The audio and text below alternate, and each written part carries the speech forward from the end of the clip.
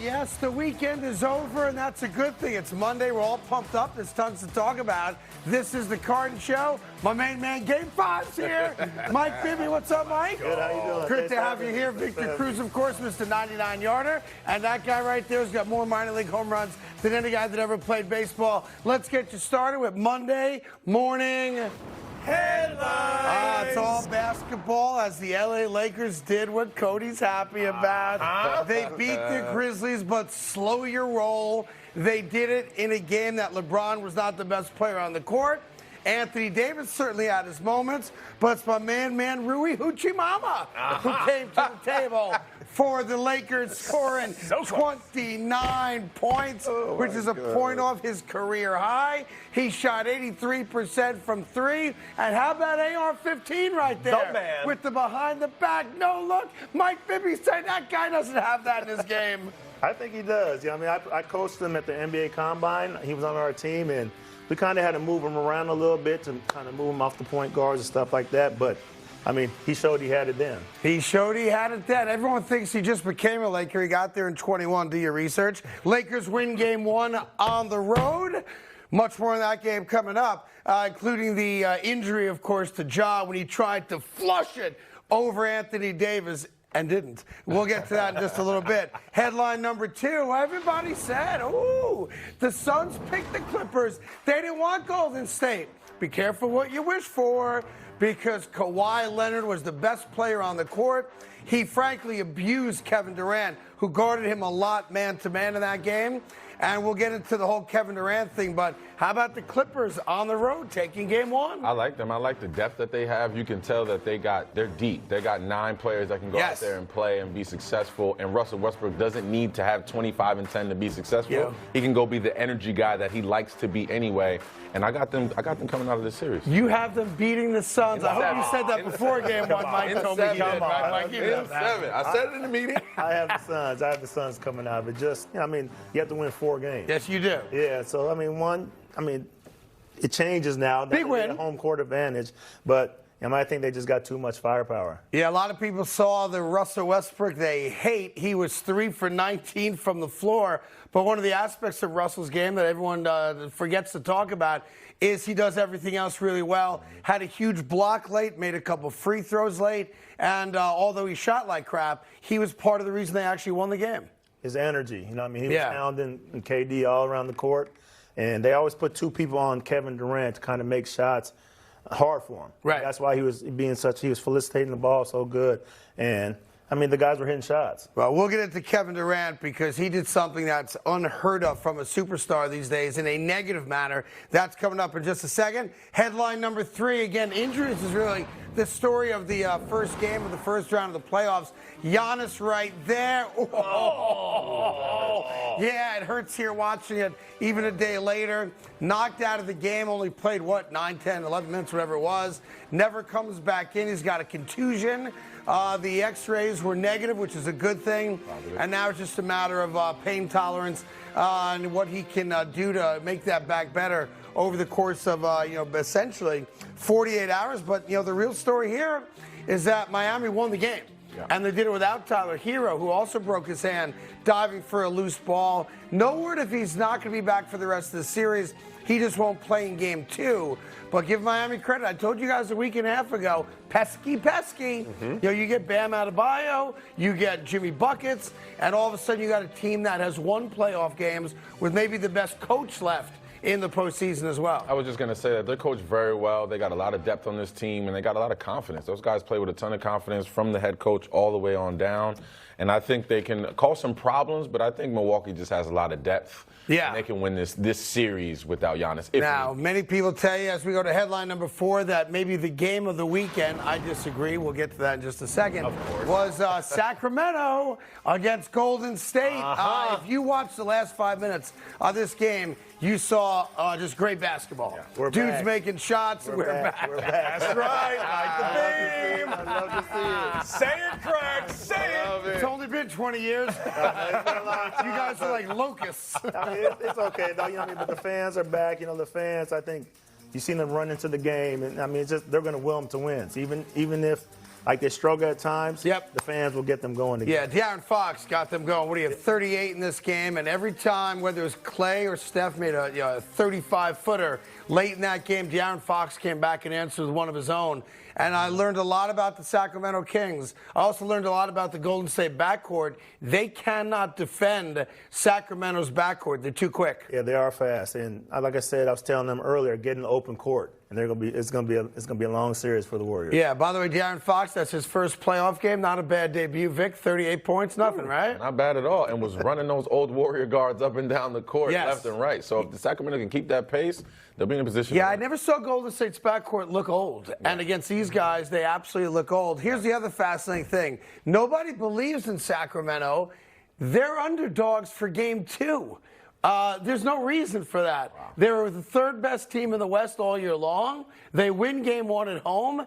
The crowd is great there. Not great when you were there so much, but now they've figured out how to play how to watch basketball. But it's all good. They're good. I mean, I think they can't be underdogs. I don't think. I agree. Just the fact that they got the first game out the way, they scored 38 points.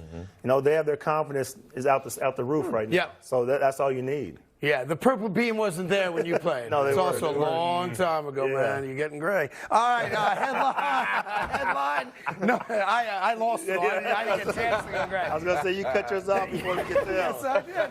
Headline number 5. This was the game of the weekend, of course. And that's Josh Hart with a money 3-ball. Jalen Brunson. You guys mocked me when I told you on Friday that the best playoff duo in the postseason was Randall and Brunson. Yes, we did. Randall was not great. Made big shots, though, when he had to. True. Coming off the bad ankle.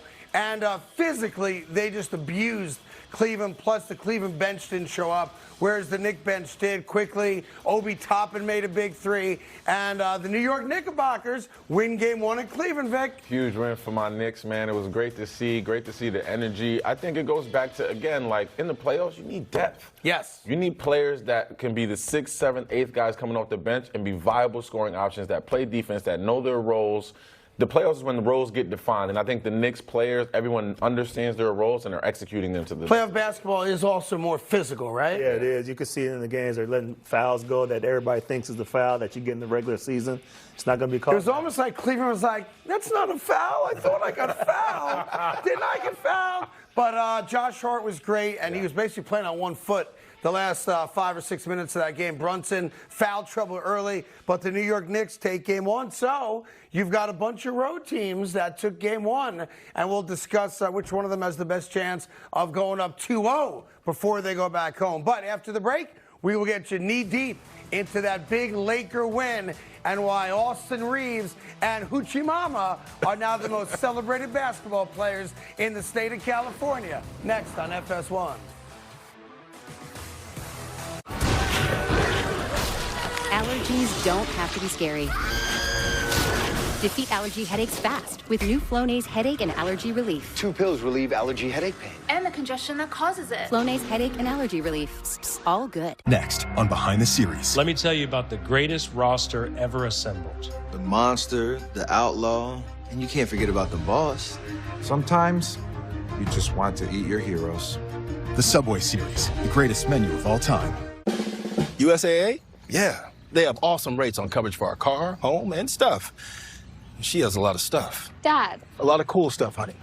But USAA also has banking, credit cards, and loans. Plus advice and other perks. Only for emergencies. Thanks, Mom. And it's all in one spot. So we know she's all set because we've got USAA. USAA, more than you might think, for the military community and their families. Typical beginner's mistake. Yes, they all start from the outside. So, will we help him? What else? Here, try it with Red Bull. Red Bull gives you wings. The Chase Ink Business Premier Card is made for people like Sam who make everyday products designed smarter. Like a smart coffee grinder that orders fresh beans for you. Oh, genius. For more breakthroughs like that, I need a breakthrough card. Like ours, with 2.5% cash back on purchases of $5,000 or more. Plus unlimited 2% cash back on all other purchases. And with greater spending potential, Sam can keep making smart ideas a brilliant reality. The Inc. Business Premier Card from Chase for Business. Make more of what's yours.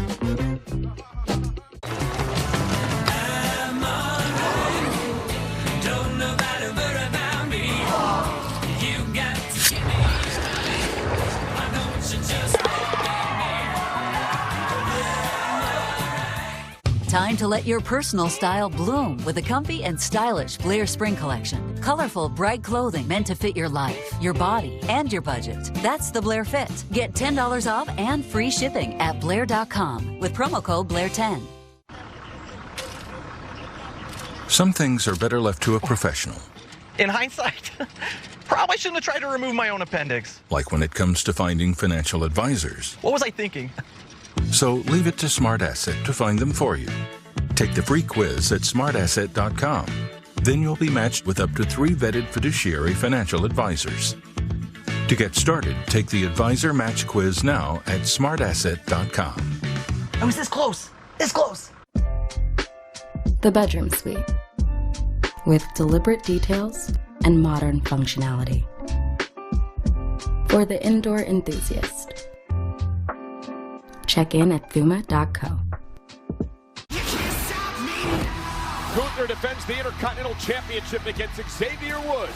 It's an all-new Friday Night SmackDown, live at 8, 7 Central on Fox. The race to win my cash is on with the Fox Bet Super 6 Stage 2 contest. Download the free-to-play Super 6 app and pick 6 Stage 2 outcomes for your shot to win. Save big on your next project with 11% off everything now at Menards. Be prepared for spring flooding and keep your basement dry with Barracuda pumps. Pick up this half-horsepower utility pump kit for $88.99 after rebate. Keep your lawn looking great with a new sprinkler system. Visit our plumbing department for Rainbird sprinkler heads and components. Right now, get a gear drive rotor sprinkler for just $8.89 after 11% rebate at Menards. Save big money at Menards.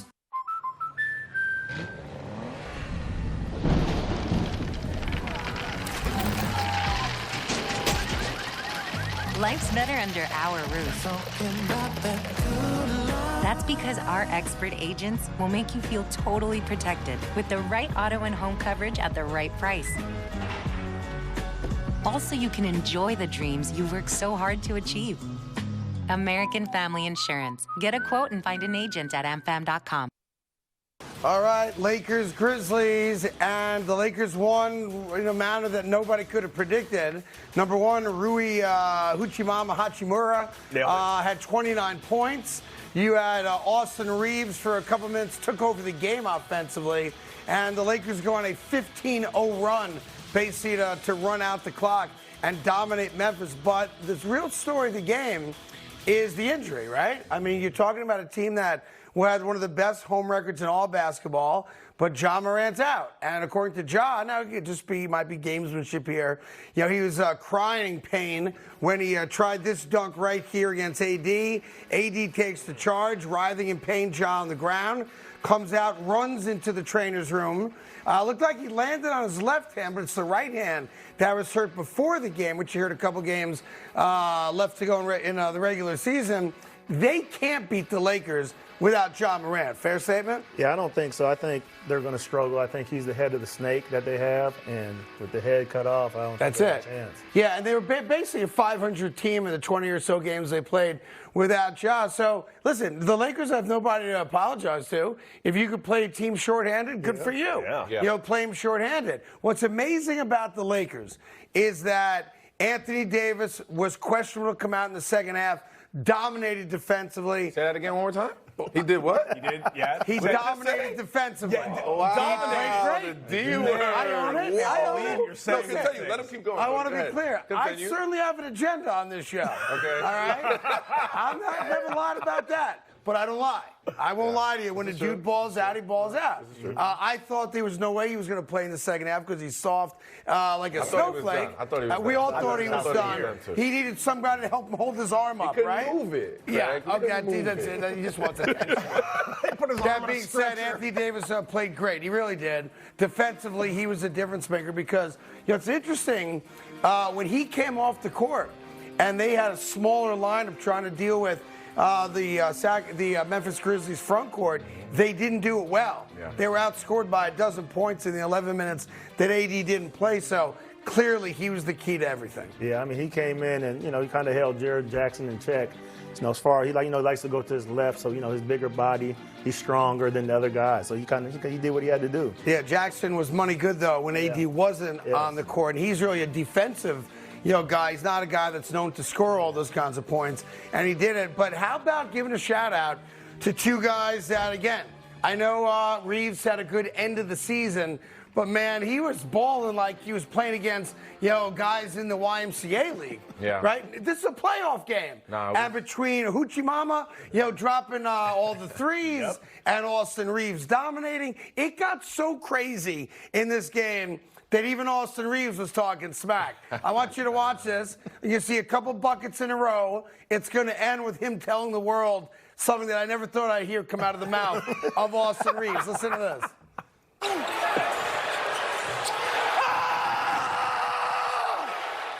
And now here's the one. Ready? Oh, nice little handle. I'm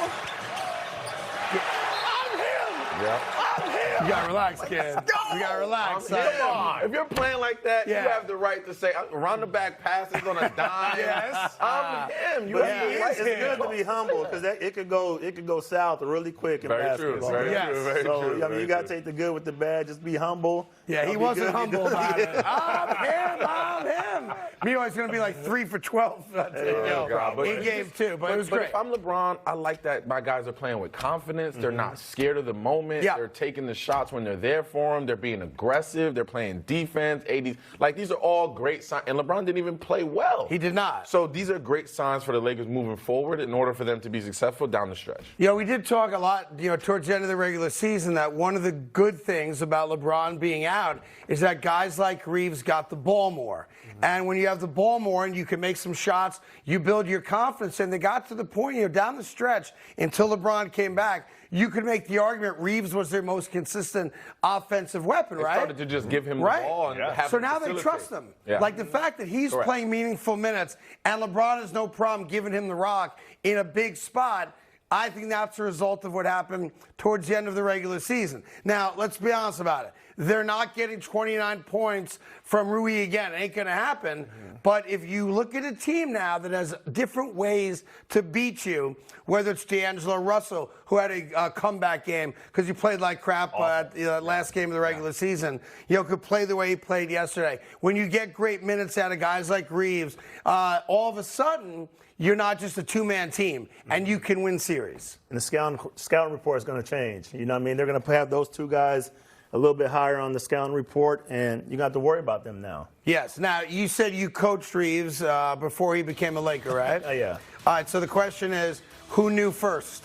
Did you know? I knew or he did was LeBron good. know? Which one of you guys knew that this kid could play first? I knew he could play, but, we had to put him in different positions. You have to just kind of use him to his strengths. Well, let's go to LeBron James, and then you tell me if you knew before LeBron. But, now that the kid has a great playoff game, LeBron knew all along. Listen to this. Surprising to me. I knew from the first practice that we had when we grabbed him that it wasn't going to be long. Yeah. Oh, man. He wasn't going to be a two-way player for long. But then a couple weeks went by. I knew he was going to get a guaranteed contract at some point. I just know I've been around the game long enough to know great basketball IQ players, and I know the type of players that fit with my game, and I knew Austin would be that right away. So it's so funny because he didn't say that last year. He didn't say that before the trade deadline this year. Matter of fact, I remember LeBron complaining that Rob Pelinka didn't do enough to put together enough complementary pieces around him. But now the kid has a great month, and that's what he's had, a great month of basketball. And all of a sudden, I knew back in 21 when we first signed this kid to a 10-day contract. So I got to ask you the question again, Mike Bibby. Who knew first? You or LeBron? Mine was probably about 2 years ago. My man, all right. What was when you handicapped him and recognized what the kid brought to the table? It was at the NBA Combine. Okay, and what did you think of him as an NBA player? Like, what kind of role did you envision? We had, like, the coach had him at the 1 at first. And Okay. I was like... Because he played point guard in college. Yeah, right? so I'm thinking, like, he has to kind of move off the ball, I think, and have people make plays for him. And then we moved him off, and he kind of excelled a little bit more than when we had him at the 1. God, did you know that he was a legit NBA talent? You never know until you get him out there against real NBA players. You know, I mean, everybody could say whatever they want, but right. Like they always talk about the drafts and, oh, we should have had this guy higher. You never know until they get out there and play. Right. It does show you that there are great talent out there. You just got to be willing to find them. Yeah. Not everybody gets drafted. And the biggest thing is confidence. Like, right. It depends on what team you go to, what's surrounding you, what how available you are, and the confidence that you're going out there and playing with. And when the lead guy on the team, like LeBron, wraps his arm around you and is like, look, I knew you were going to be the guy. Now you're proving me right. Now let's go out there and compete. Yeah. Meanwhile, Hachimura, who shot 83%, I think is the actual number, last night, yesterday, right? Mm-hmm. The dude for his regular season doesn't shoot 30% from downtown. Like, that's not a go-to guy from 25 feet, right? Mm-hmm. But listen, yesterday, they were all wide open threes, but he dropped them. Yeah. You know, he made every single one. Like, he's a 9-point-a-game guy who had 29 points in a road playoff game. But look, every three that we showed you, That's contested. not really, Vic. That's not really. That's not really. That's like 6'11" guy. Nah, some come on.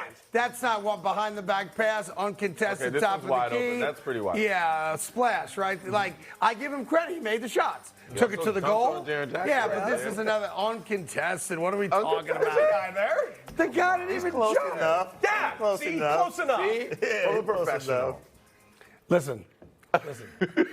Just because you played don't mean you have to lie. It's okay to tell the truth on this show. Close enough. Close enough. It's like you farted in the other room. Yeah, close enough. Close enough. Meanwhile, Desmond Bain spoke after the game specifically about what Hachimura did, dropping 29. He wants him to do it again. Listen. I mean, yeah, that was our game plan going in. Make him hit shots, and he did. Tip your cap. It's probably the best game he's had of his career. A 7-game series. Let's see if he can do it again on Wednesday. Okay. Yeah, which means they're going to leave him open. And by the way, from a scouting report standpoint, that's not wrong. It's not wrong. But you give the kid credit. If you're going to challenge me to make the shot, I'm going to shoot. Yeah. Shoot or shoot, right? Yeah. I mean, they're going to have to look out for him now. You know what I mean? Yes. They probably would still leave him open more. I mean, not as much, but still going to see if you can make those shots because, like I said, it's the playoff. Any shot you can go back to that video just for a second? Just want to acknowledge that's a badass hoodie my man's wearing. Desmond Bain, I like that. You like that? I like that. You want to give me? I'm not a huge fan of the hoodie. I'm not going to lie. You're not a huge fan of the hoodie? Of the gradient, pink gradient. Well, that's a tough hoodie. You're not a gradient guy? He looks like he fell into pink paint. I'm not a light brown to pink gradient guy. I think that's what it is. Let me write that one down. Something I didn't know about Victor Cruz. He's not a light pink gradient guy. Yeah. He doesn't mind light pink. Yeah. He just does like gradient to light pink. How about you? Are you a light pink guy? No, I don't. All right, don't get in He's trouble. a Jordan guy. So I like to wear black, white, the basic color. Straight Jordan, right? Yes. The other gradient color. What's interesting, you didn't get the memo, I guess, huh? He didn't get the memo. What's the memo? All guys that rep the Jordan brand when they come on the show have to bring us kicks. That is true. I don't know. I guess the new guy didn't get the memo. I don't play anymore, so I mean, it's not as. Yeah, I'm sure you don't have a closet like the Jordans at home. They still take good care of me, though. They still take good care of me. I'm sure they do. Like, is there a number you call? I know some people up there I could call. Like size 12, I'm just saying, putting it out there. I'm size 12. You're a size 12? Yes, I am. I'll take care of you. All right, we'll talk later. Don't take care of I'm a 12 too. Today I'm a 12 too. I am also a 12. Yeah, they also have eBay accounts, so don't give them nothing, all right? We got much more NFL coming up. Also, there was a big football weekend this weekend with the USFL, so stick with us right here on FS1.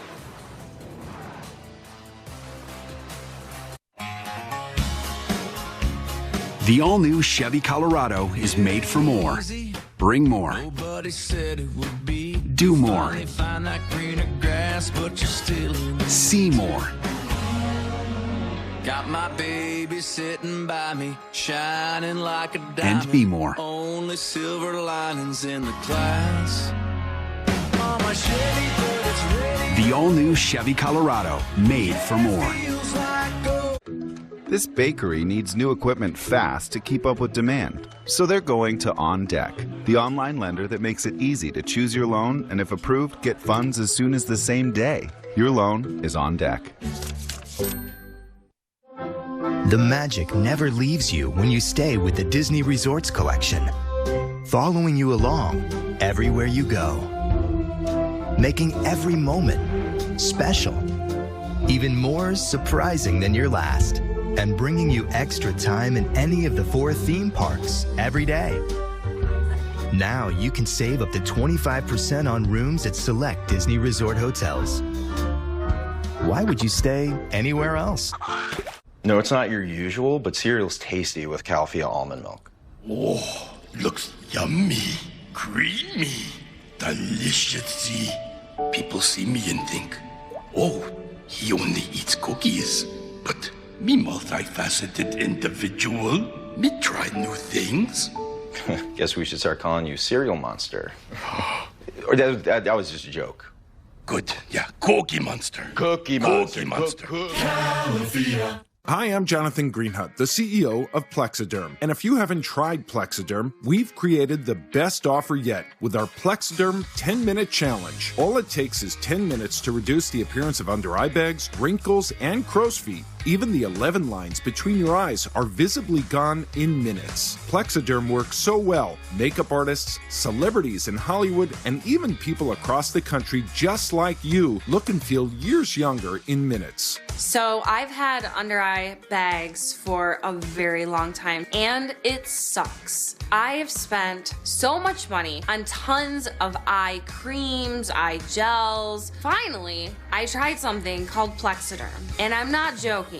It works. When I do a collage and everything is done, it looks amazing. That is exactly how Plexiderm makes me feel. I put it on my face, and somehow, some way, I look together, which is amazing. I'm Jackie, and I took the Plexiderm 10-Minute Challenge, and so should you. I'm Neela. I'm 61 years old. I'm a professional personal trainer. It's so important to be in good health and to be fit and take care of yourself. How it makes you feel inside is amazing. And yet, when you look in the mirror, what you see necessarily isn't what you feel inside. Plexiderm, seriously, I look 20 years younger than I did before. And that's so super important because my whole life is about health, fitness, feeling good, and looking good. And first chance I really got to look how I feel inside. Honest to God, it's amazing. There's nothing there, like the bags are gone. The instant results are from naturally based silicates found in shale rock. Once applied, your skin tightens and firms, rapidly reducing the appearance of under-eye bags and wrinkles in minutes. So if under-eye bags and wrinkles make you look tired and older, take action with the Plexiderm 10-Minute Challenge. Try it today for only $14.95, plus get free shipping. Visit plexidermtrial.com or call the number on your screen. When the details take precedence, the rest falls perfectly into place. We strip away everything but the essential. And what we're left with are thoughtful bedrooms for modern living. Thuma. Welcome to Talladega on Fox. Here we go. It's the wildest ride in racing. Oh my God. It's a 500-mile full-throttle party. Let's go, baby. How about you? Holy cow! With danger at every turn. I mean, my God. Geico 500 at Talladega, Sunday on Fox. All right, the 2023 USFL season continues on Saturday as the Memphis Showboats take on the Birmingham Stallions at 7 o'clock Eastern on Fox. Then on Sunday, it's the Michigan Panthers versus the Philadelphia Stars, also at 7 Eastern on FS1. And let's all cross our fingers that Philadelphia loses in that game. Meanwhile, two of the great plays from the opening weekend in the USFL. One, let me take you to Birmingham. Stallions quarterback Alex, McGew, takes it to the house from 29 yards. He was like, look at you, McGew. There you go. Not bad right there, right? Showing some skills. Yeah, big touchdown run by the quarterback. And then if I can take you to Michigan and the Panthers quarterback Josh Love with a dime to Joe Walker to seal a victory there. Nice pass, good pattern. You love right? those. You love when you just don't even have to break stride and just goes right in the breadbasket. You love them. Oh, I thought you were saying I love them as a former player, but as you know. You just like breadbaskets. I'm a breadbasket guy. Yeah, not even in football. You give me a breadbasket, I'm a happy guy. Favorite bread. This guy right here is Mike Bibby. We call him Game 5 Bibby. Look it up. That, of course, is Victor Cruz, Super Bowl champion. Sorry. And that, of course, is Cody Decker. One little football note since we're just coming back here off the USFL highlights, and that is I even checked Mike Bibby's stuff. Aaron Rodgers is still not a Jet. Oh. That being said, I told you last week it wasn't going to happen. It's not going to happen this week either. And then true panic sets in amongst Jet fans because then it's going to be, what if we don't consummate a deal to get Aaron Rodgers? Then what do we do? Consummate? Yeah, this is You don't play quarterback, do you, Mike? No, I don't. Got it. Just checking. I figured I'd ask. Why the heck not, right? I wouldn't worry just yet. I'd be worried once the draft comes and goes and there's still nothing done. Then I'd be a little bit worried. But as of right now, I'm just going with the motion. And I have been told if and when it gets done, as you're saying, it's the day before, even the day of. Because remember, a week from Thursday is the draft, and it's just the first round only on that Thursday. So if you weren't going to give up that first round pick, in theory, the Jets really have till Friday of next week to get this deal done. But there's a part of me, even as a Jet fan, I kind of want to see it blow up. I kind of want, there's a small part of me that wants to tell you, told you so. Why do you want that when you've seen things blow up for so long? For 50 years. Why do you want I tell you what, and this is on me, Mike Bibby, I'm getting a little arrogant because I've got a basketball team that's unstoppable. I can handle my football team blowing up. That's what they do good. But my basketball team, you were Nick for a minute, right? You brought us Linsanity, if I remember correctly. Yeah, we went down. I went down, so I remember the story. I'm going to tell you the story. Go ahead. So me and Baron Davis, we had two old guys, on 2 point guards on the team anyway. So, go down. Baron's hurt before we play the Warriors. I ended up getting hurt that game, too. So they were going to let Jeremy play that game, and hopefully, they were going to let him go back to where he was at before that we came back. But we didn't have any point guards. And he ended up staying. And he ended up playing, having the best. He didn't just stay. He had 3 weeks where he might have been the best player in the league. Yeah, he was. Yeah. It was crazy. I was just watching from the sideline, and I always tell everybody it was just crazy to watch because, it was like angels in the outfield almost, to where it's like, wow. Nothing against Jeremy or nothing like that, but just the way the ball was hitting the rim and where they were beating him up, and things were still going good for him. It was just it was amazing to see. Yeah, I know at some point you guys were like, this kid from Harvard's playing what? He was doing good. I mean, just he expected to be there. I was told, that I'll confirm this, all right, because I know it's true, that JR and Carmelo were not thrilled that all of a sudden the offense ran through Jeremy Lin. Thank you. Thank you. Now, Melo was hurt for a decent part of it, but they were not thrilled that all of a sudden, who's getting the rock? And then in Toronto, when Jeremy called everybody off and dropped the top of the key 3 to win it at the buzzer. Woo! What did we do? The guy's taking over. You just got to step back and let it go. You were there? I was there, but that was Melo's team. Everybody knew that was Melo's team, and the way the guys, the superstars in this league, they expect to take those shots. Yeah. And then when you don't get those shots, you're kind of feeling like, what's going on here? Am I moving on or what's going on? But not just that. How about the balls, pardon me, of Jeremy calling dudes off? No, I got this. Or how about going against Kobe? That was the Friday night. Yeah. I can tell you, all the years I've been a Knicks fan, I've done TV and radio in New York, okay? The Friday night at Madison Square Garden against Kobe and the Lakers, the Knicks have never done this before, Mike. They literally rolled out a red carpet. I'm not sure if you guys are even aware of this. Did an extra long pregame and brought celebrities in via a red carpet, an orange carpet for the Knicks, because it was like, oh my God, this is an event. Can Jeremy Lin do it against Kobe? And he did. He did. He definitely did. I didn't know they did all that. Yeah. But, D'Antoni's offense is run specifically for the point guards. Right. And the way that he came in and Jeremy, he wanted me to do that. And I remember telling Mike, Mike, I'm 35 years old. I can't run 5 pick and rolls in 124 seconds. So, I just kind of let Melo. I told Melo, Melo, this is your team. I can't make plays for you. You got to make plays for us. And so, and when he put Jeremy Lin in there, it hit. Question: Do you think if Jeremy Lin is in Milwaukee and does the same thing, does it happen? Not even close. Not even close. Listen, I'm on the radio in New York at the time that Linsanity happened. We come up with Linsanity.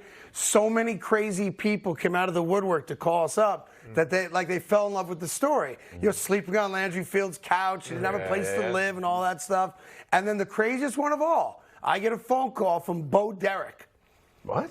Totally random. I'll play it for you. Bo Derek goes, "Hey guys, I just want to let you know I have Linsanity." What?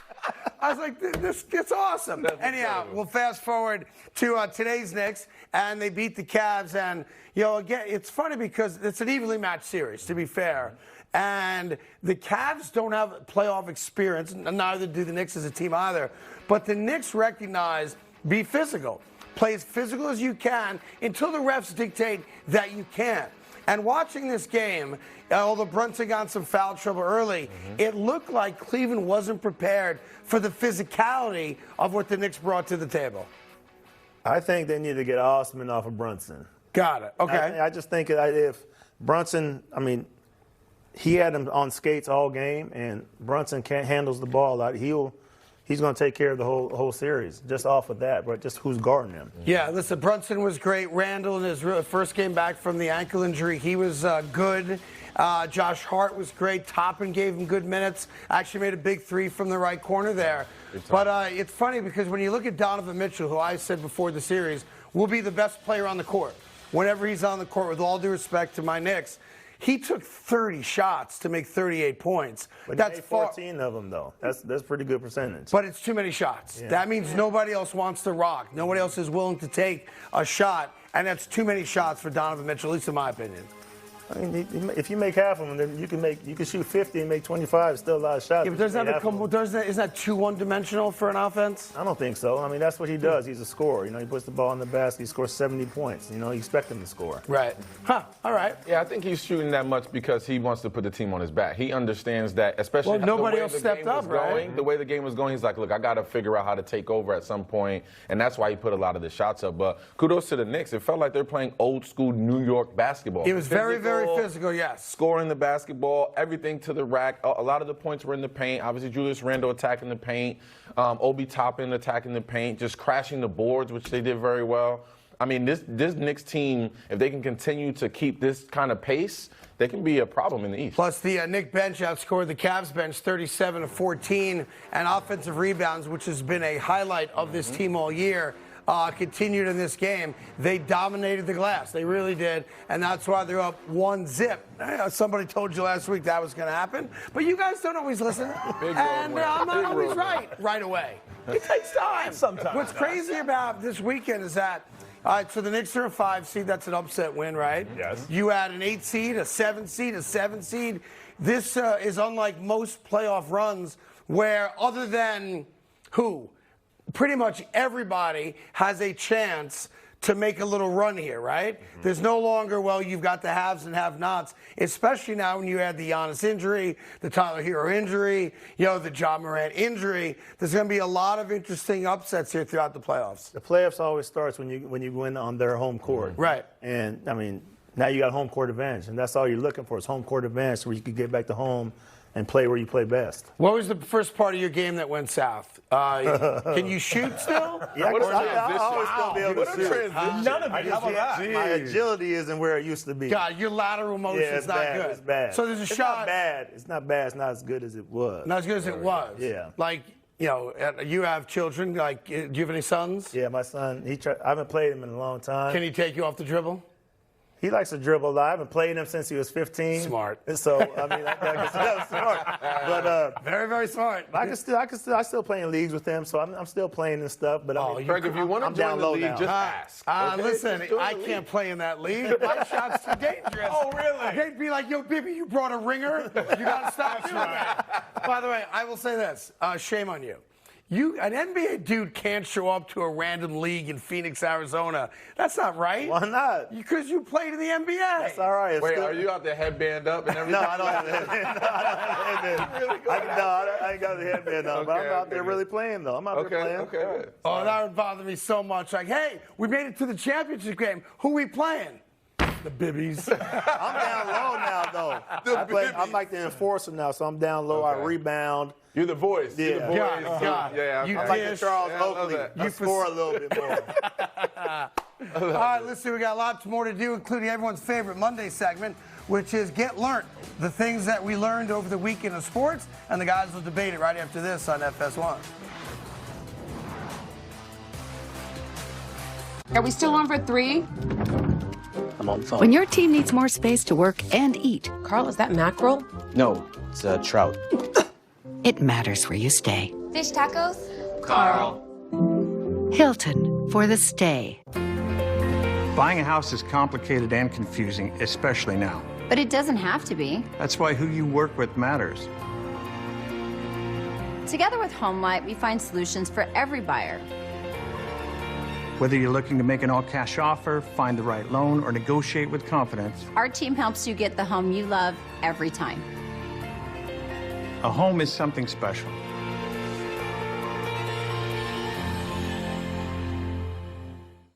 If sports fans built a streaming service. Fubo is like the best of cable, plus the best of streaming.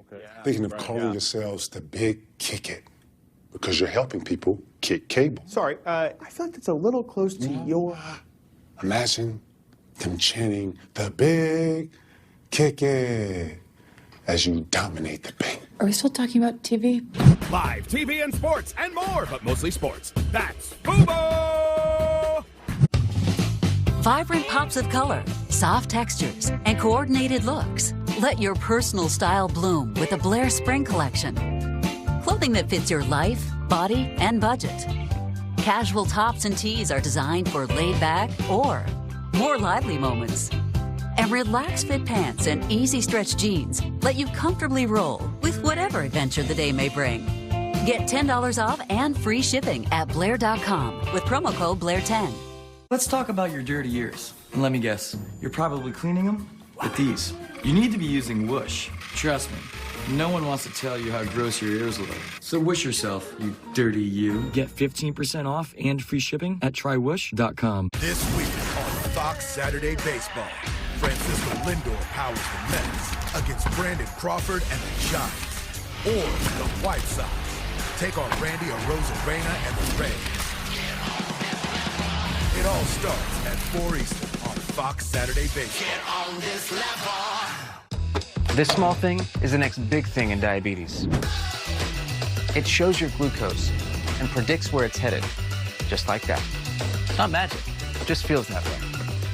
Dexcom, powerful, simple diabetes management. The Chase Ink Business Premier Card is made for people like Sam who make everyday products designed smarter. Like a smart coffee grinder that orders fresh beans for you. Oh, genius. For more breakthroughs like that, I need a breakthrough card. Like ours, with 2.5% cash back on purchases of $5,000 or more. Plus unlimited 2% cash back on all other purchases. And with greater spending potential, Sam can keep making smart ideas A brilliant reality. The Ink Business Premier Card from Chase for Business. Make more of what's yours. This Friday. Meet Ahmed, a new interpreter. From writer-director Guy Ritchie.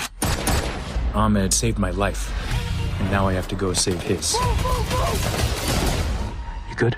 I'm good. Guy Ritchie's The Covenant, rated R, in theaters Friday. The mosquitoes are just all over the... Quiet, please. Okay. Wow. Hey, I said get a pro. I did get a pro. An Orkin Pro. I got you. Got mosquitoes? Don't call any pro. Call the Orkin Pro. Orkin, the best in pests. Without the ones like you, who work tirelessly to keep things running, everything would suddenly stop. Hospitals, factories, schools, and power plants, they all depend on you. No matter the weather, emergency, or time of day, you're the ones who get it done. At Grainger, we're here for you with professional-grade industrial supplies. Count on real-time product availability and fast delivery. Call, click Grainger.com, or just stop by. Grainger, for the ones who get it done. Psst, psst.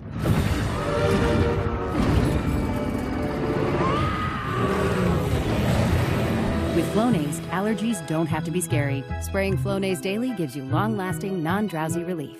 Psst, psst, Flonase, all good. All right, we are back with something we call Get Learned. And after the NBA weekend, I learned a lot. Let me run it through you guys. And by all means, agree, attack it, whatever you got to do. Let's start off with the Lakers and their big win against the Memphis Grizzlies. I will just put one caveat on this, and that is no Ja Morant.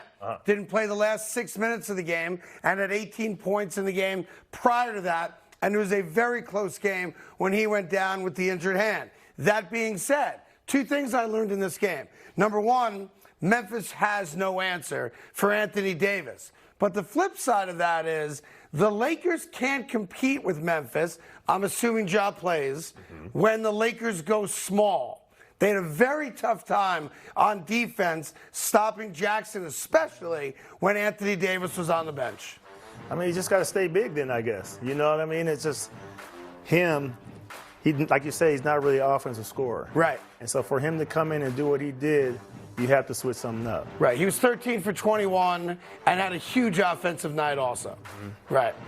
What about the other notion of that they've no answer for Anthony Davis? That seemed pretty clear.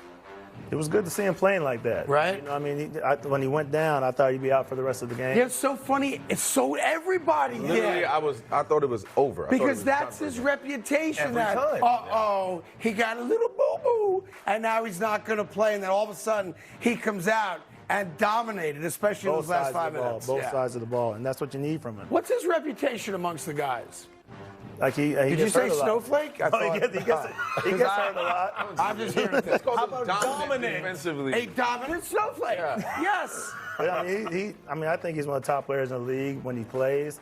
And, I mean, if he stays healthy and Ja Morant doesn't come back, that series might be a wrap. Memphis doesn't have a chance, I think it's about sustainability with AD. I think he has to understand that he needs to play at that level each and every day, each and every time they suit up, for them to have a real chance. And I think without Ja, obviously it's advantageous for the Lakers to be successful and to play and to get up and down the court. But even when Ja does play, they have to be able to limit his ability to get into the paint, make him shoot a bunch of jump shots. And if they can do that, I think they got a chance. All right, let's go to the next thing I learned. We'll start with Sacramento in their win against Golden State. This was a great basketball game. Went down to the wire. I mean, shot for shot for shot for shot.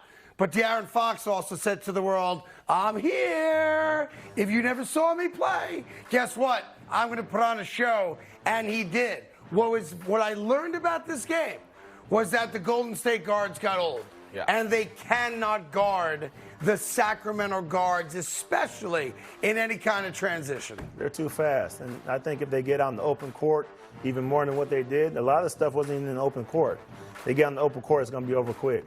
Right, look at that. Well, to be fair, that does come with an asterisk. My man's a Sacramento King. We get it. You have to finally say something nice about the Kings. This is a real good moment for the booth. I have been avoiding the Sacramento Kings as a topic of conversation the entire year. But what I saw yesterday was a team that is not afraid of Golden State, and I think some teams are because of the heritage and all the winning they've done, where they have some teams beat when they take the court. And the other thing is that, give Golden State credit, right? Klay Thompson and Steph made big shots down the stretch. And that's where a lot of young teams will fold. Oh, I don't want to, you take it. I don't want to, you take it. Sacramento stepped up and said, oh, you're going to make a big shot? I'm going to make a big shot, especially De'Aaron Fox. Well, mainly because Golden State in years prior, when they start getting on those they make 1, 2, 3 threes in a row, it gets out of hand. Like it turns into a blowout. And I feel like all year long this year, we've been waiting for Golden State to kind of have that feeling again. And it just hasn't come around. They're horrible on the road.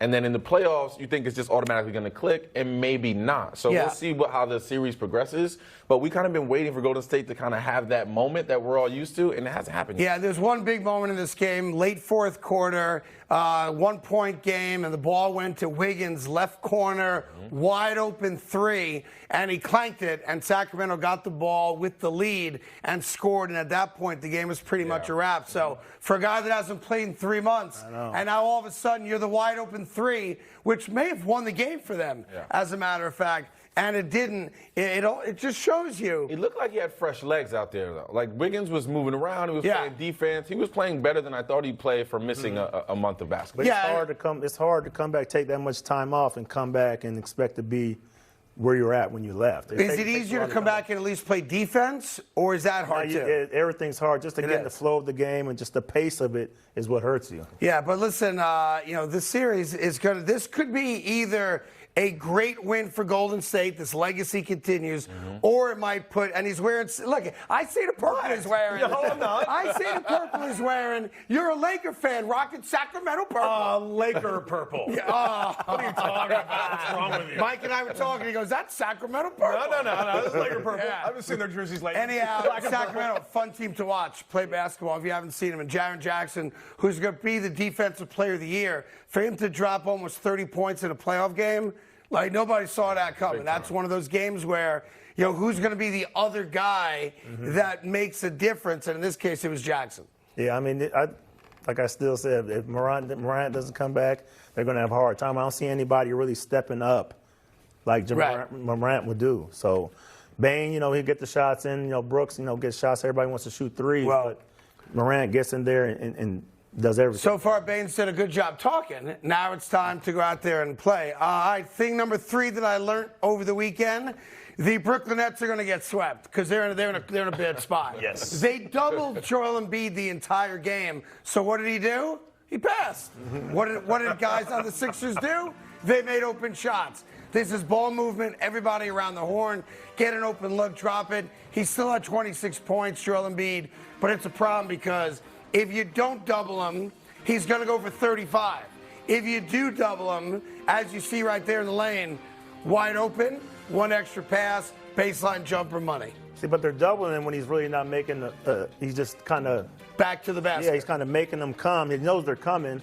That's kind of easy pass to make. You kind of got to go double him when he's making his moves to score. Then it's harder because he's just backing you down, waiting for 2 people to come and just making passes. So you want to double him later in the possession? a little bit more when he's looking for a shot. Well, I mean, they're going to get swept. I think it's going to be tough for him. Mike Bibby just said you're getting swept, Brooklyn.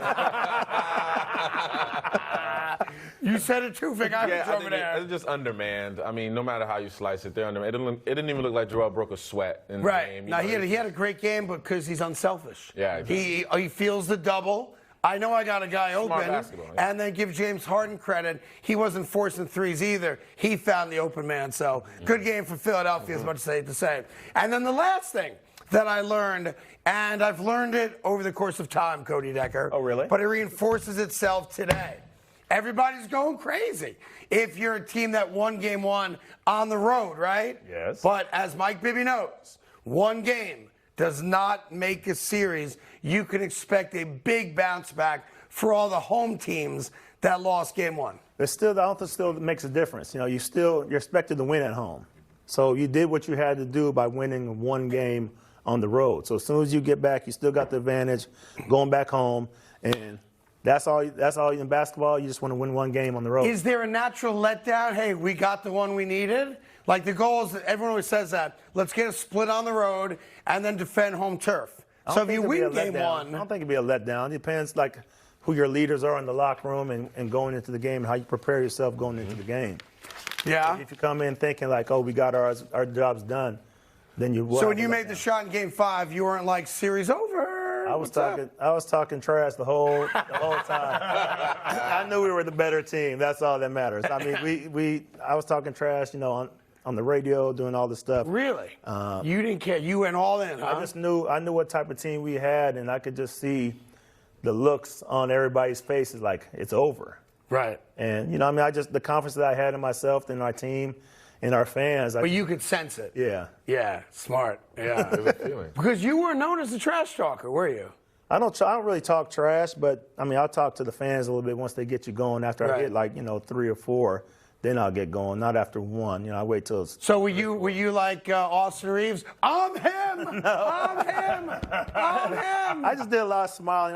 You could hear the fans and stuff, and I was just smiling and just look at them like, you're asking for it. So that was it. I didn't really talk trash. I love it. All right, one last thing. The other thing I learned this weekend that it doesn't matter what level it is. It doesn't matter what the cause is.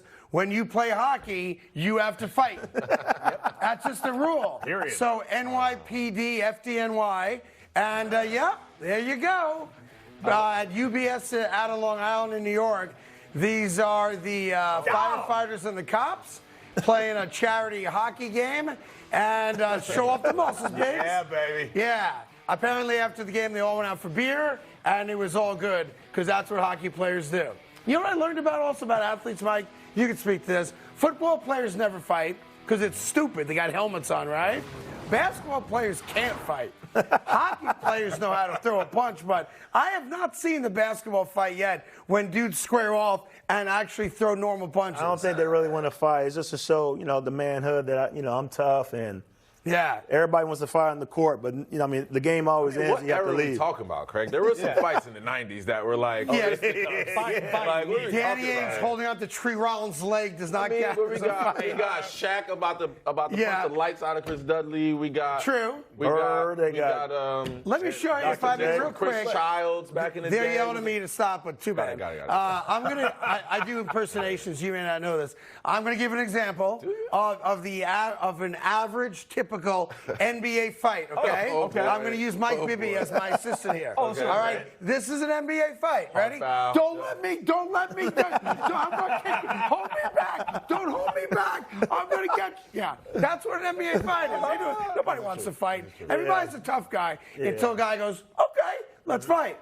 And the Morris brothers are the two guys you don't want to fight in the NBA, right? Yeah, I still don't think everybody really wants to fight on the court. Just to, you don't want that getting out there like that. And just bring in the basketball stands. down, stuff like that. My goodness. Speaking of which, Russell Westbrook went after another taunter at halftime of the Clippers' win over the Phoenix Suns. We'll let you see that video coming up. But first, it's time for mid-show headlines. All the stuff you missed from the weekend, we got it to you, including the Phoenix Suns are now in trouble. There's always a fresh deal on the Subway app, like this one. 50% off? That deal's so good, we don't even need an 8-time All-Star to tell you about it. Wait, what? Get it before it's gone on the Subway app. With no fees or minimums and no overdraft fees, banking with Capital One is the easiest decision in the history of decisions. Even easier than this. We need a clutch hit. Derek Jeter. Hang in there, rookie. Yep, even easier than that. With no fees or minimums and no overdraft fees, is it even a decision? That's banking reimagined. What's in your wallet? Anyone who's ever sold a home can tell you it is really hard, and it's one of the biggest financial decisions you'll ever make. That's why who you work with matters. Together with Homelight, we take care of every detail, from staging to showing to negotiating to closing. We've helped thousands of people sell faster and for the best price. It's a win-win.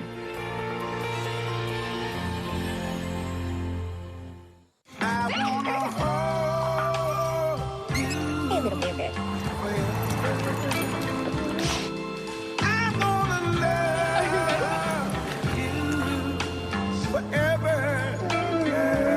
To have and to hold from this day forward. Come on, baby. You don't have to worry. Be by your side. I'll be there with my arms. If you're watching this Gerber Life Guaranteed Life Insurance commercial, there's a good chance that you're alive. And if you're not, well, this may not be of interest to you. Now, I know what you're thinking. Life insurance? I'm going to live forever. Death is what happens to other people. Well, for the sake of argument, let's assume you're wrong and that someday you won't be watching TV anymore. I know it's not easy to talk about, so I'll do the talking. If you're 50 plus and alive, you can apply for Gerber Life Guaranteed Life Insurance with guaranteed acceptance, regardless of your health. And since this life insurance is guaranteed, you don't have to get a medical exam. In fact, you don't even have to fill out a health questionnaire. For a free quote, just call 800-440-7811. Then, when you stop, if you stop watching TV, your family can use the insurance money to help cover your final expenses or anything else. For a free quote, call today, 800-440-7811. Your kids already inherited your ears, allergies, and questionable singing voice. Don't make them inherit your final expense tab, too. When the details take precedence, the rest falls perfectly into place. We strip away everything but the essential. And what we're left with are thoughtful bedrooms for modern living. Thuma. SiriusXM is your audio home for all your favorite FS1 shows. Yes! Fox Sports is available on SiriusXM Channel 83 in your car and on the SXM app. Mom, we need to talk to you about Yorgos. Don't you think it's a little odd he showed up in your life right when you became a gigillionaire? He's a gig digger, Mom. He's using you for your AT&T fiber. Now that it has hyper gig speeds, he spends half the day shirtless, playing VR games. Kids, why do you think I became a gigillionaire in the first place? Yes. I am Yorgos. We know. Live like a gigillionaire with AT&T Fiber. Now with speeds up to 5 gigs. Limited availability. We wanted to do something together. This is not about getting back at Dad, but if it hurts him, it doesn't bother me. It's a tightrope walk on a straight razor. 500-foot reputational drop. Why is that making you smile? Who likes tightrope walking a straight razor? This is a chessboard, and every move is crucial. Like Israel, Palestine, but harder. Subscribe to HBO Max and get the first 2 months on us. Upgrade today.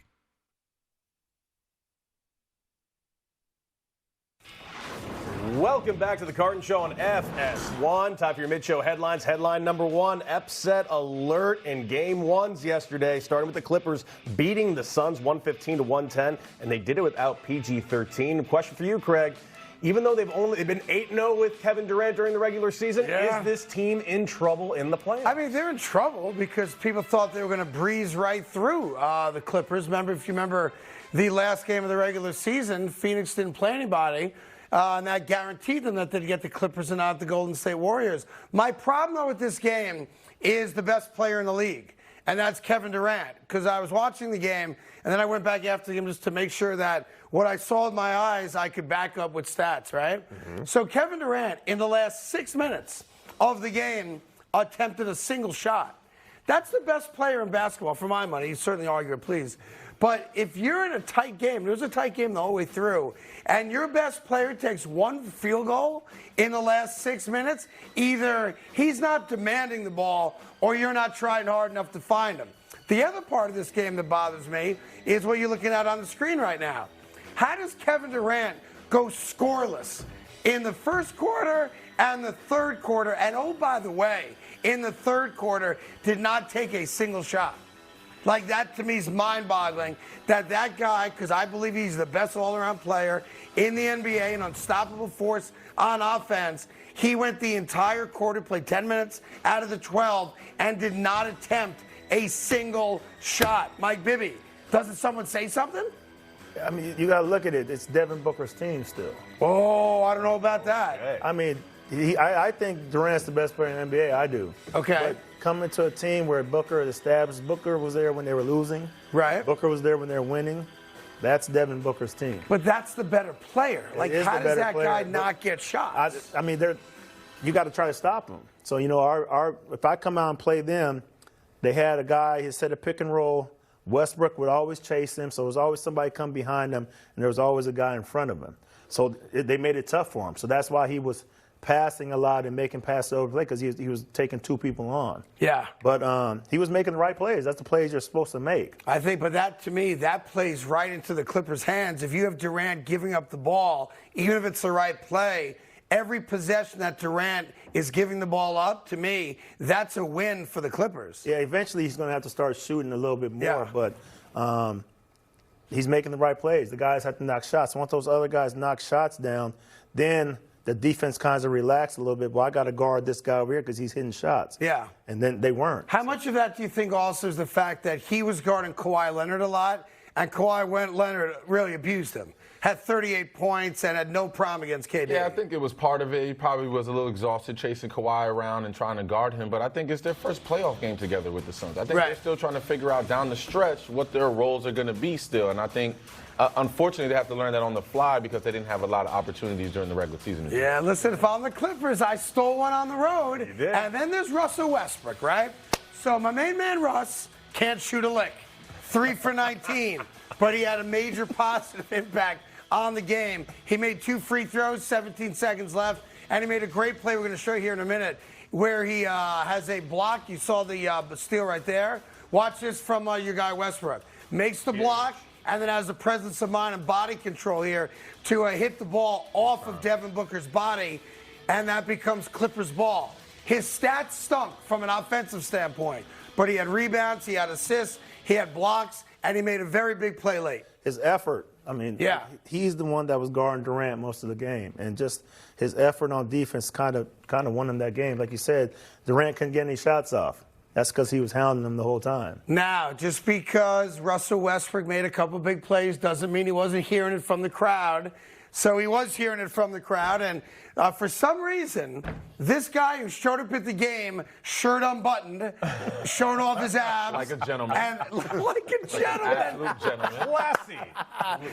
To be fair, and I know you work out and you're pretty jacked these days, and you're probably still in great shape, and Cody, he's big and muscular. If I had that body, unbuttoned, I wouldn't even wear a shirt. You walk around with a picture frame. I would just walk around like, what's up? That's it. That's all I'd ever say is, what's up? Yeah. Anyhow, so there's people in the crowd calling him Westbrook, and he lived up to his 3 for 19.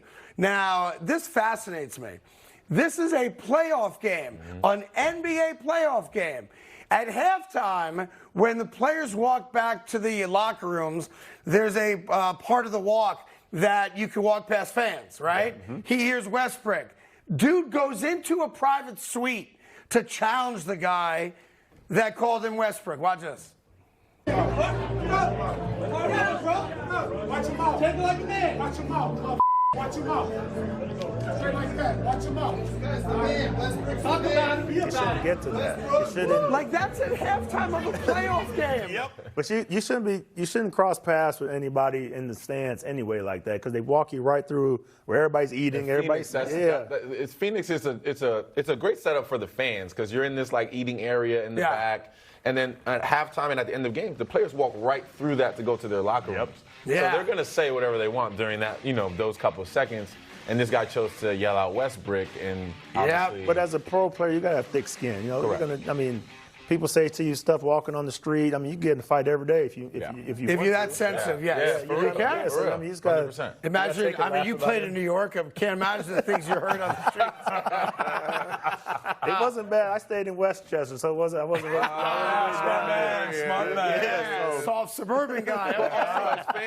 As fans, stop messing with Russ. Please, if y'all haven't seen it, stop messing with the guy. He's not with it. He doesn't like it. If you're in that close proximity, just smile and wave. Yep. All right, Cody, what else you got? Tweet about it. And meanwhile, so the Clippers up 1-0, getting ready for game 2. Go ahead. Headline number 2, Giannis injured in the first quarter of the Bucks game. And listen, it's a back injury. It was a hell of a fall. It looks nasty.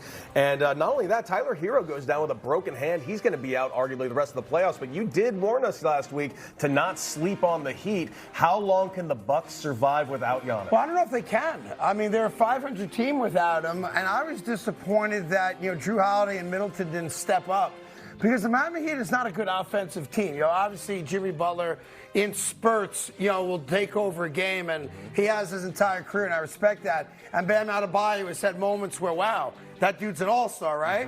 But when Hero goes down with the broken hand, he still scored after that, mind you. But I was waiting for someone else on Milwaukee to say, all right, the big fella's out, I'm going to take over, because Drew Holiday has that ability. Middleton, we know, has that ability. Just go back a couple years to the championship run, and neither one of those guys really did. Both of them had to step up. Yeah. One has to, but we need both. In order for them to win the series, both of them have to step up if Giannis is out. Now, the other part of this game, to be fair, when you allow a team to shoot 60% from behind the arc, you are not going to win a lot of games. But the fact that Miami scored 130, and I know the last couple of minutes was garbage time, nobody was playing, but still, when you give up a $130 at home, you can't just say, we give up, Giannis isn't playing, everybody else is getting paid to play too.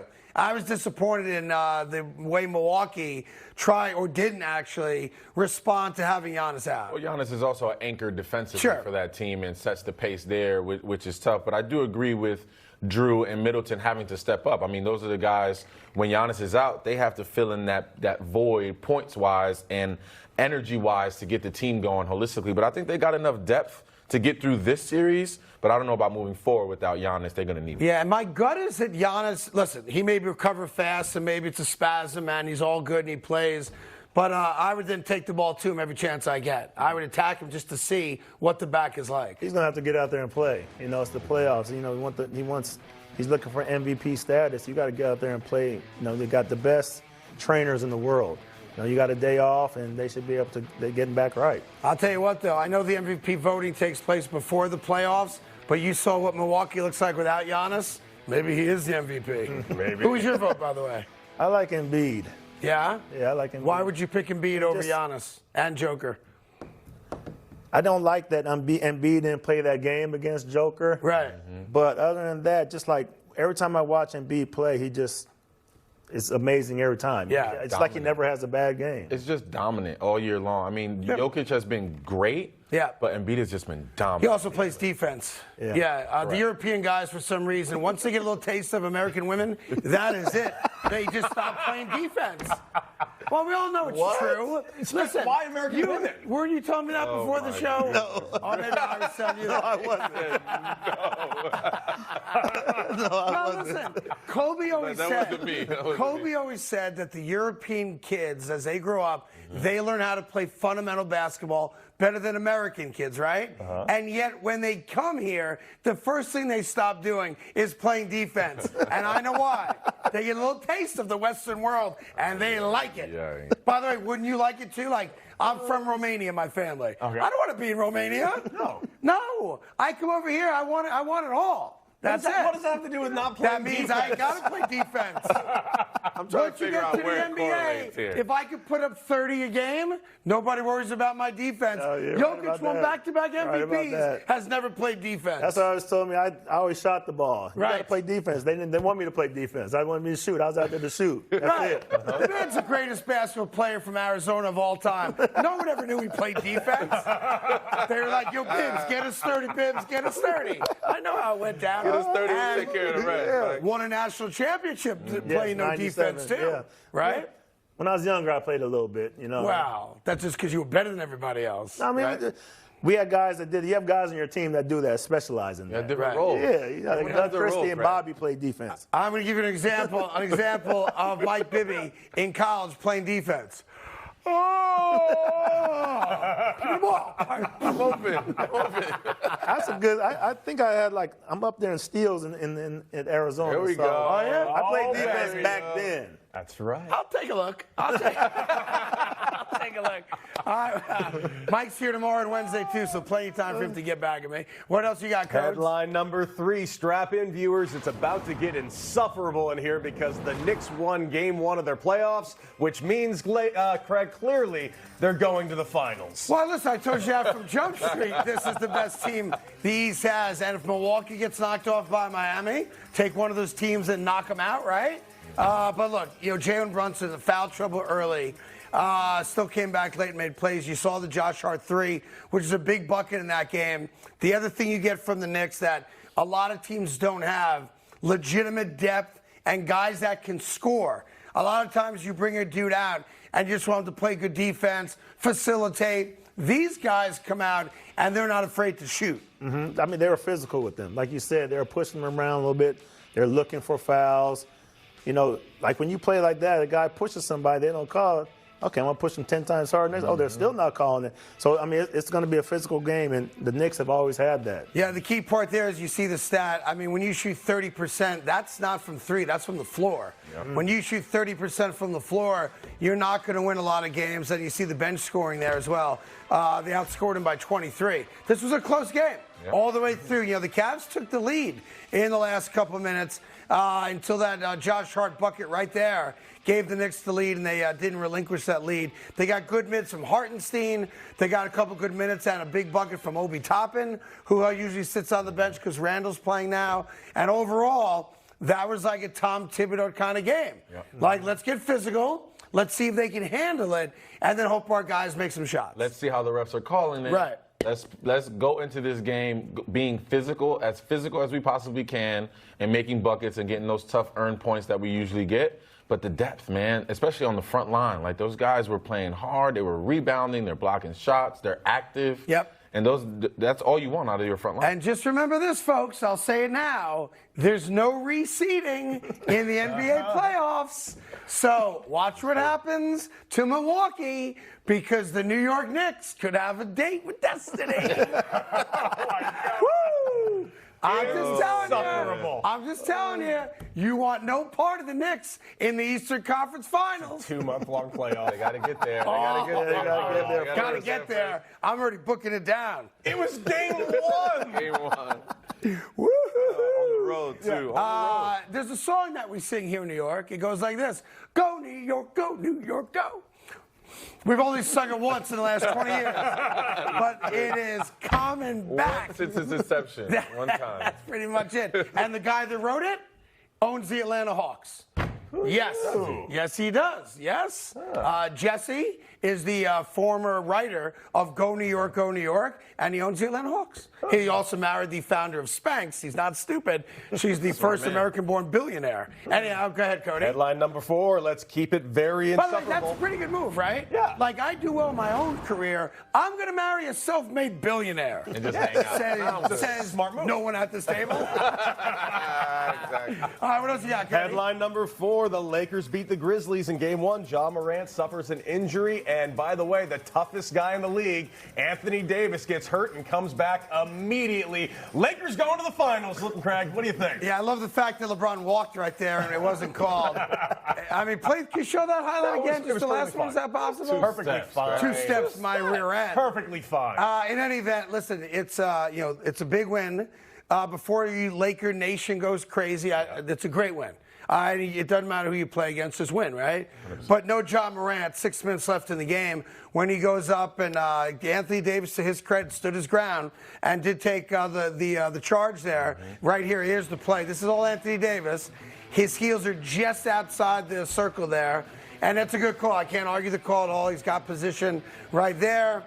And that's where Ja gets hurt. Now, his hand was hurt before the game. Yeah. I guess he got caught in a jersey on a shot or play. Last season, he got his hand caught in a jersey or on the net or something. He was trying to dunk. Something like that. In any event, he lands awkwardly, of course. And, this is a tough kid. And him running to the locker room, and they put some extra bandaging on it, but you see him, writhing in pain right there. Who knows? You got a couple days now to get ready for game number 2. Hopefully it's not broke for him. Yeah, they said the X-rays are clean. Okay. So now it's just a matter of, I guess, can you go like this, right? Yeah. I mean, swollen. I do this well, but I'm not an NBA player. Sure. It's not the only thing I do with my hand well. What but else that's you do just another story for another day. I suppose. What happened? I wave. That's true. I clap. Yeah, I fan myself. Okay, good. I do all sorts of things. Got it. Okay, sometimes I draw a mouth. In any event, if I to do hand puppets. That's just thank you. Yeah. It's okay. It's all right. This guy right here. That's only mine's a little bigger, but yeah. Oh, thank God Kennedy's in school. Thank God my daughter's in school. Speaking of hands, sure, why not? This Australian guy set a new record for most push-ups in an hour. My record's 1,000. This guy. My record's 1,000. Hold on, why are you laughing? 1,000. Yeah, this is too much, man. Yeah. I don't believe you. I'll give you. definitely don't believe you. Do 1,000. I have done 1,000 in an hour. This guy tripled me. But I love how there's no footage. Oh no, you gotta have footage of there's that. footage somewhere, but dude looks like he does a lot of push-ups, right? That's all he does. Look at that. Like, Look at those he can chests. stop a bullet. Yeah, that guy went to Brazil to get boob implants. Is what he did. In any event, he did set the record. It's like 3,200 and is that 06 or 86? I don't know. Impressive. 3,206 push-ups in an hour. Now, you famously, changed your body. If you had to guess, how many push-ups in an hour if you had to? We went over that upstairs, like 53. What was it? 52 a minute? Yeah, 52 push-ups a minute. So you got Okay. Push up a second. So we don't think he's going up. We don't think he's going up all the way. We think he's doing the thing. He's not fully. So you think he's cheating? Is his chest touching the ground? Is he getting all the way back? Footage again. Maybe because there's standing no there footage. like where's the footage? I mean, his chest looks like he did 3,000. Exactly. He does have the body. He could have sprayed it with water to the photo, guys. What are we talking about? All right, so we're calling BS on the Australian guy. I haven't seen video. Just time-wise, it would seem like you're right. Unless he's got like, you won't be able to stop. Is he alligator arms the whole time? Is he standing up? Or is he taking breaks? Like, you can't stop if you're doing it 53 a minute. You can never stop. You just got to. And his chest got to go all the way down to the ground. Man. And he's smiling at the end. He doesn't look exhausted at all. I'm exhausted just looking at him flexing like that. Anyhow, coming up, the Golden State Warriors lost Game 1, and yet they're favored in Game 2 against the Sacramento Kings. We'll get into what Golden State's got to do to right the wrongs that plagued them in Game 1 right after this.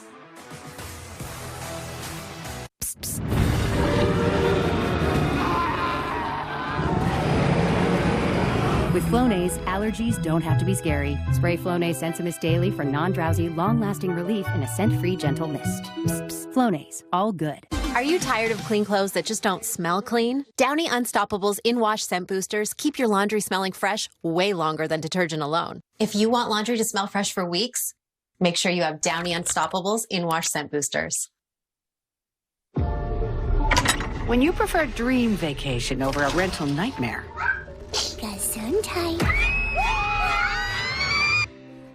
it matters where you stay. Hilton for the stay. There's a new breed of hornet sweeping the nation. They're so powerful and fast and unlike anything I've ever seen in my whole entire life. These hornets are not natural. They're engineered. They cannot be domesticated. Are you picking this up? Let me feel your sting! Taking the country by swarm. The all-new Dodge Hornet.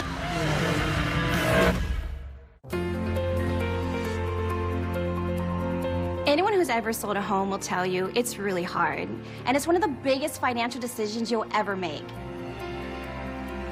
That's why who you work with matters.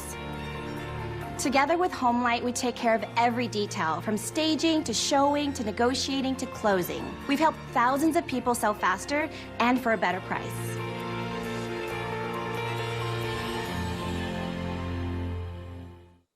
When the details take precedence, the rest falls perfectly into place. We strip away everything but the essential. And what we're left with are thoughtful bedrooms for modern living. Thuma. Time to let your personal style bloom with a comfy and stylish Blair Spring Collection. Colorful, bright clothing meant to fit your life, your body, and your budget. That's the Blair Fit. Get $10 off and free shipping at Blair.com with promo code Blair10.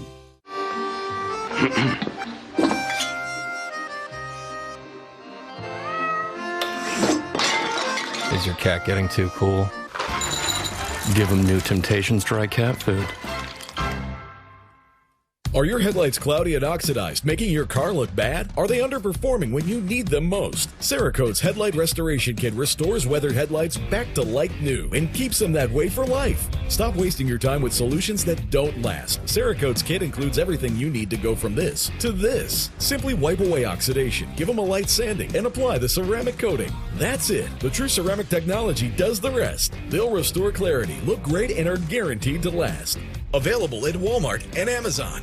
A huge weekend of USFL action kicks off Saturday at 7 Eastern on Fox as the Memphis Showboats take on the Birmingham Stallions. It's unbelievable. Then Sunday at 7 on FS1, the Michigan Panthers battle the Philadelphia Stars. This is it. Real pros, real football for real fans. Week 2 USFL action heats up this weekend on Fox and FS1. Get 11% off everything when you upgrade your home with Target flooring. We carry durable laminate flooring, easy to install sheet vinyl, and waterproof vinyl plank. Pick up Vibe sheet vinyl for just 99 cents a square foot after rebate. Save on your favorite cleaning supplies from Procter & Gamble. They deliver quality products from brands you can trust, like Dawn, Tide, and Bounty. Get this 6-pack of Bounty paper towels for just $7.79 after 11% rebate. Save big money at Menards.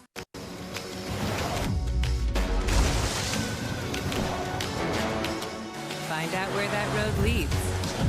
Take on any challenge.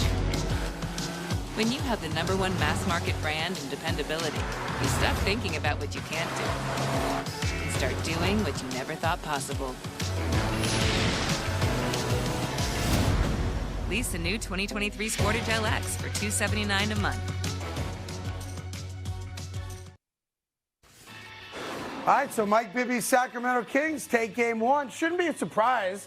They are the 3 seed. You know, Golden State's the 6 seed, of course. Don't tell the handicappers that and people that think they know basketball. It was a great game also. 126, 123. Not a lot of defense, just the way we like watching Western Conference basketball. Malik Monk's going to be a household name. You know, dropping, what do you have, 32, I think it was, off the bench for Sacramento. And here's 14 the weird at the free throw line, too. Yes, didn't miss a free throw. Yeah, good point there. That's Mike Bibby, by the way. That's Victor Cruz. That's Cody Decker. Here's the other thing that I found interesting about the game. Andrew Wiggins hadn't played a game in 3 months, all right? Andrew Wiggins comes off the bench. Dude took 16 shots. Yeah. Like, maybe slow your roll a little bit and let the game come to you and recognize that, if anything, your shot's probably going to be off a little bit because you haven't played an NBA game in 3 months, right? But he wasn't scared. But sometimes when you come back, you took so much time off, you have the game of your life. You know, it's either going to be one or the other. And that's what he's used to doing. He's their third option, you know, second option at times, but that's what he does for the team. He shoots. I mean, they just weren't going in that game. Yeah, and it's just, again, fascinating when you watch, you know, the speed and the youth of Lyles, of Monk, of De'Aaron Fox. Golden State, I've never seen them look old, quote unquote, and maybe that's not even the right word for it. Yeah. But they were steps slow just on defense. Well, Sacramento just looked young. Yeah, I'll give you that. How about that? I mean, but yeah, that pace was just noticeably different, especially in the fourth quarter when they started to really pick up the pace and points were a necessity. You could really see the difference in the guard play, specifically De'Aaron Fox, Malik Monk is getting up and down the court, getting all the shots that they wanted. I mean, it was one of those things where the Warriors just looked a step slow down the stretch. And Dante DiVincenzo can't play in this series. I know he only got 10 minutes. He's a liability defensively, and he's not going to shoot the ball much anyway. So I think you'll see a major change now in the starting lineup for the Golden State Warriors because, you know, Golden State can't afford to go down 2-0. They just can't. Correct. Because we all know that they're a lousy road team. This was not a bad game. Yeah. They didn't play a lousy game the way they did all year, where you throw them on the road and Golden State's going to lose. They made shots down the stretch. You know, Sacramento just made one more. Yeah, I mean that was good for them because a lot of those guys was their first playoff game, and for them to come out and play against the world champs and to hit back when they get hit, it means a lot. Yeah, because, Golden State dictate the lead late. Yeah. And, Steph Curry, again, was doing what only Steph Curry can do. Clay obviously had a couple big shots, too. But, here's the other aspect to this. Because of all the games this year that Steph Curry missed, right, after January, he missed, 3 weeks of basketball. You thought someone else was going to be the guy, whether it's Jordan Poole. Obviously, Wiggins wasn't playing either. But look at the stat regarding with and without Steph Curry. Like, he's played too long for this to still be a stat I can show you, right? He's on the court, played 37 out of 48. Golden State, double-digit lead. When he's off the court, minus 14 for the 11 minutes he's off the court.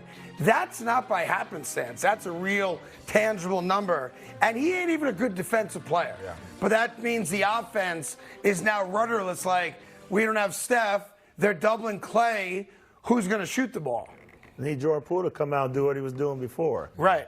Clay, you already know what Clay is going to give us, but the way Jordan Poole used to play and come out and was averaging, scoring 30 points, however many points he was scoring, we need that even when Steph's in the game, too. They need that third option to go out there and score. They don't have it right now. Now, there's 2 plays I want to show you because they're at the end of the game. 10 seconds left. Ball movement, Golden State. Andrew Wiggins wide open left side. This could have won the game for Golden State. I want you guys to see this here, okay? There's the drive, the dish. Yeah.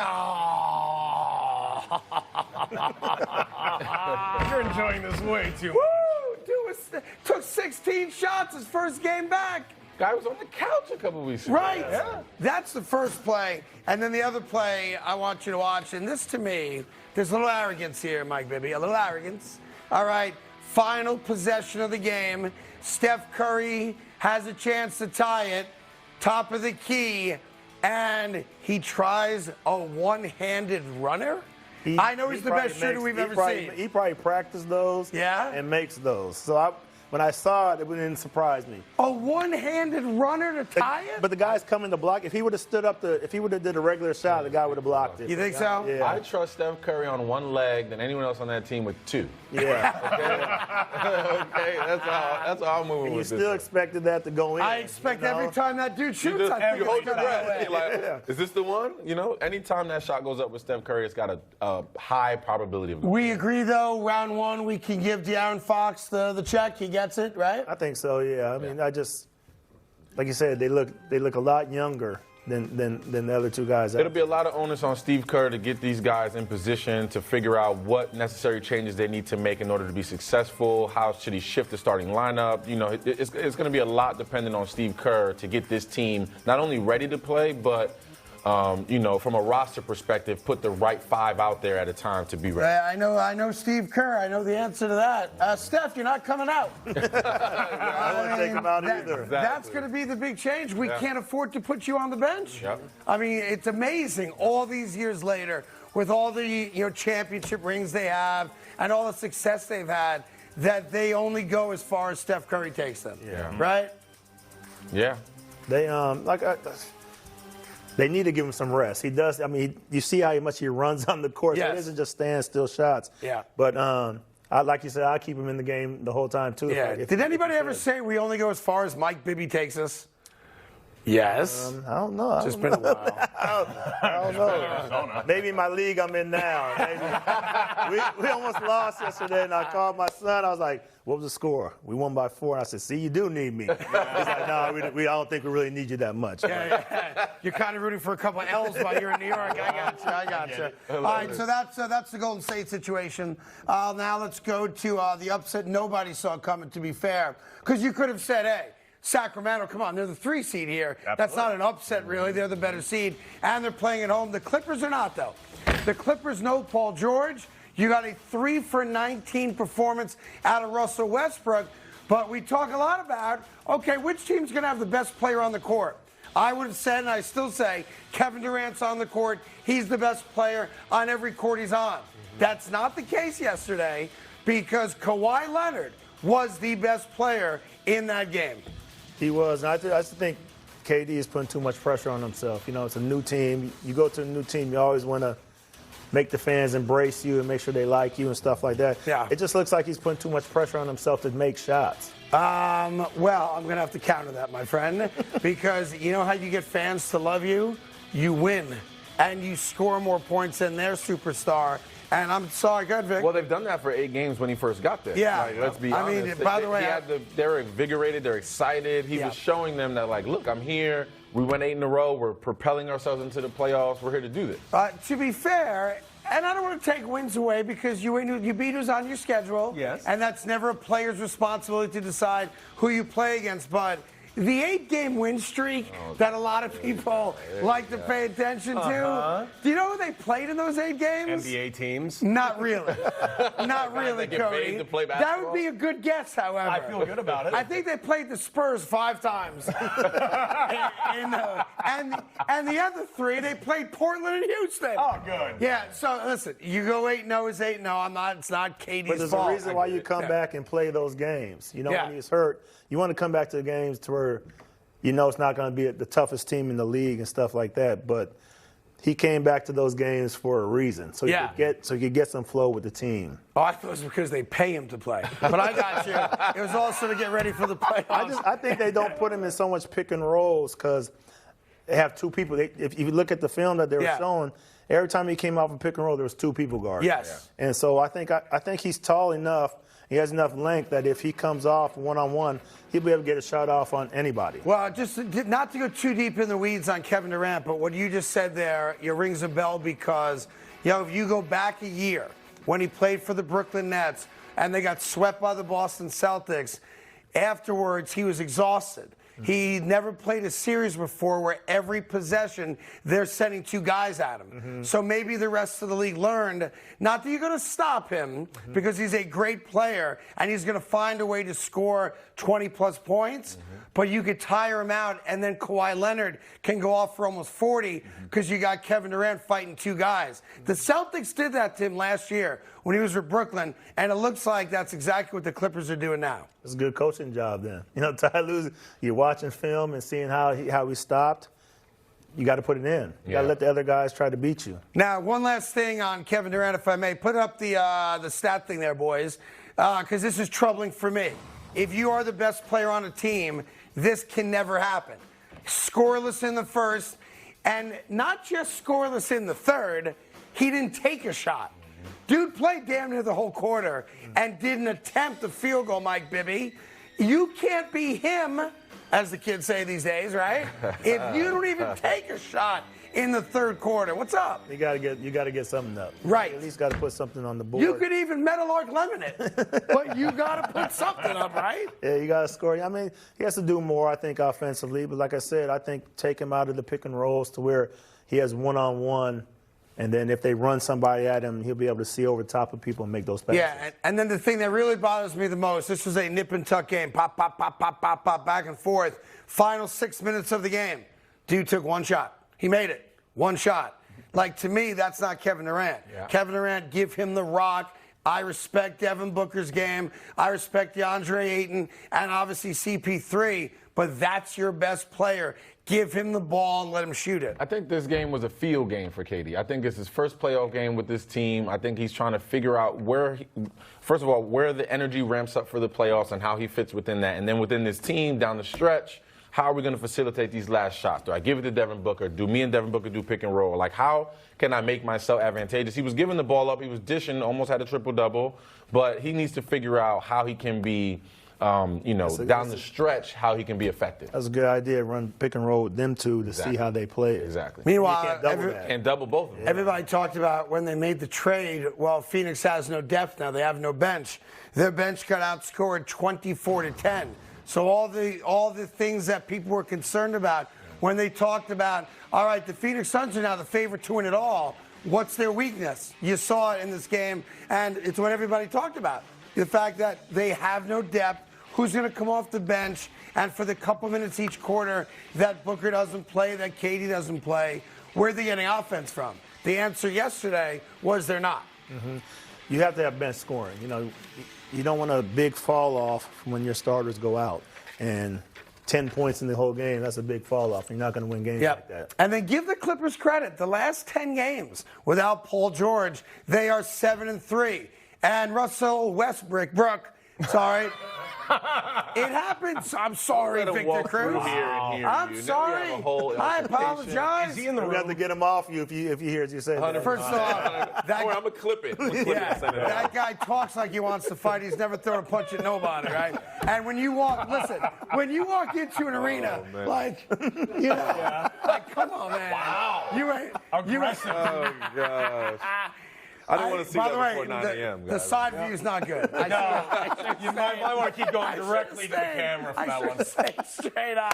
Not exactly Carl Weathers in Rocky III.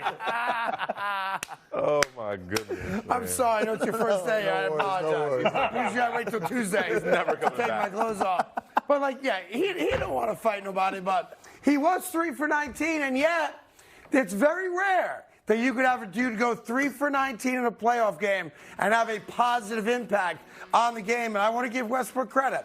He was shooting like crap. We've seen that before. But unlike a lot of guys who that gets in their head and then they stopped doing other things on the court. He excelled at everything else. Rebounds, assists, had a huge block on Booker late, and then actually got the ball, was able to knock it off of Booker's leg. You see the block there on KD, the steal. Like, he did all the little things that a great player does. Yeah, and I mean, you got to give the kudos to the coaching staff and all that stuff by not taking him out because he's missing. Yeah, this is the play right here. Block on Book, and then has the presence of mind to slap it off from playground style. And, you know, that's a big possession that they save right there. And I mean, like I said, you can see him chase, like he's putting all his effort guarding Durant. You know, I think his main thing is to kind of try to shut him down and, you know, just trying to, the stuff they have going, you know, just let him know, like, hey, I'm still here. It's almost like Rondo. It's almost like Rajon Rondo back in the day when you know he's not going to shoot. Well, I mean, Westbrook is still shooting, but you know he's not going to be as efficient. So he has to do everything else he can on the team: defense, making the right passes, stealing the ball, double teaming, just making his presence felt. I think that's what he's. Which is why if you just read a stat book, it doesn't tell you what he did. Like his impact on the game, brutal offensively. He knows it. He's 3 for 19. That's embarrassingly bad. But dude did little things that you need to win games, and that's why I think Russell Westbrook, and maybe it's because he's sensitive and reacts to the criticism of his shooting or lack of shooting. But that guy is a guy you need on a championship kind of team, don't you? Yeah, definitely. He has a dog in him. You know, he's never going to give up. Yeah. He'll fight. He'll talk. He'll do all the stuff that, you know, you need guys out there to do. Yeah, I just have a problem with the shirt open. Why? Because it's not a. You're jealous is why. Forget about all that, dude. I'm 50. I'm good with what I got. All right. All right. Phoenix. It's hot. It's hot. It's warm out there. Dude, it's if you're walking to the beach, you're like, let's go in the ocean. I'm down with it. I get it. Okay. Who just walk? Like, you live in Phoenix. Do you just walk around shirt unbuttoned all the time? No. No, and you have a very well-built guy. I mean, he's probably showing his abs off. You know what I mean? Walking through the fans. You never know what. I tell you what, tomorrow on this show, have you I seen show my guys abs. walk into stadiums? Have you seen these outfits put in the stadiums? And we're shocked about that one? Jackets, Because no shirts. I've seen crazy outfits, yes. Okay. It's not every day you see a guy just like coming in topless. Like it's not Magic He had Mike. his shirt baby. on. All right. He had part of the shirt on. Tomorrow on this show, I open up with no shirt on. Okay. All right. I don't think it's a good idea. I don't know if that's what we want. No, I'm going to do a lot of these jumps and sit-ups tonight. I'm going to do crunches tonight. Oh, yeah, that's good. Part of an ab poking out. That's the first time I liked the fact there was a bar at the bottom of the screen. No, Here we go. Don't do it. Put the bar up. Put the bar up. What would the bar say? I don't know. Censored? NSFW. Yeah, exactly. All right, coming up, who is the team to beat in the East after one game in the playoffs? I think you know the answer, but if not, we'll give it to you right after this. That's right, Knickerbockers. We're off the rails here, man. Where should we put all your luggage, Ms. Hilton? In the connecting room, please. Book confirmed connecting rooms for an extra large closet. Or, you know, for your family. When you need a connecting room for whatever reason, it matters where you stay. Hilton for the stay. You inspired the Lexus ES to be, well, more you. So thank you. We hope you like your work.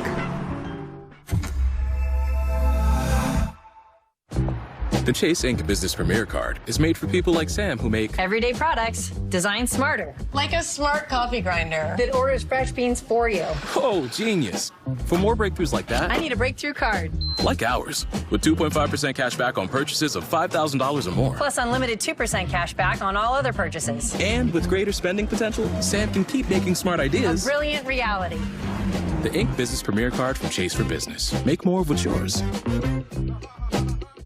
When the details take precedence, the rest falls perfectly into place.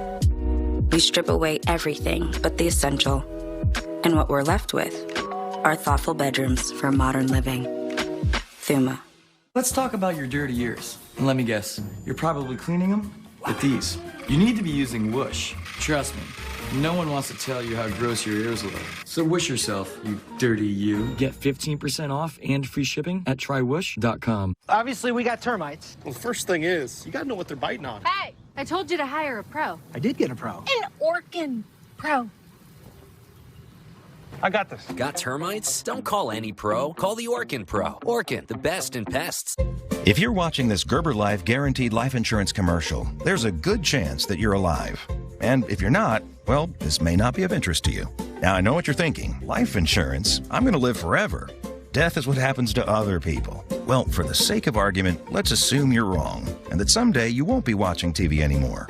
I know it's not easy to talk about, so I'll do the talking. If you're 50 plus and alive, you can apply for Gerber Life Guaranteed Life Insurance with guaranteed acceptance, regardless of your health. And since this life insurance is guaranteed, you don't have to get a medical exam. In fact, you don't even have to fill out a health questionnaire. For a free quote, just call 800-440-7811. Then, when you stop, if you stop watching TV, your family can use the insurance money to help cover your final expenses or anything else. For a free quote, call today, 800-440-7811. Your kids already inherited your ears, allergies, and questionable singing voice. Don't make them inherit your final expense tab, too. Some things are better left to a professional. In hindsight, probably shouldn't have tried to remove my own appendix. Like when it comes to finding financial advisors. What was I thinking? So leave it to Smart Asset to find them for you. Take the free quiz at smartasset.com. Then you'll be matched with up to 3 vetted fiduciary financial advisors. To get started, take the Advisor Match quiz now at smartasset.com. I was this close. This close. We need a small business loan fast. I got this. Loan cannon! There's a better way to get a fast small business loan. Go to OnDeck.com, and if approved, get your funds as soon as the same day. Your loan is on deck. Hi. Hello there. Would you like some lemonade? $5, please. Had enough inflation? Undo inflation with Dish. Get the same TV bill every month for 3 years. Supply chain issues. The 3-year TV price guarantee, only from Dish.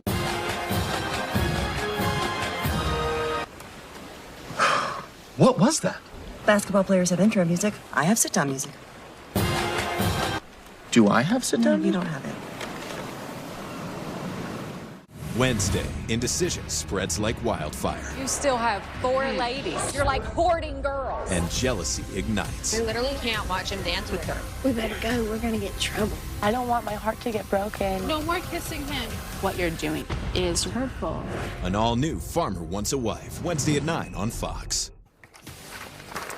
Yes, a little baseball. Saturday on Fox, some of baseball's best show out in an early season showdown as my man Pete Alonso and Francisco Lindor lead the Mets against Brandon Crawford and the Giants, or Luis Robert?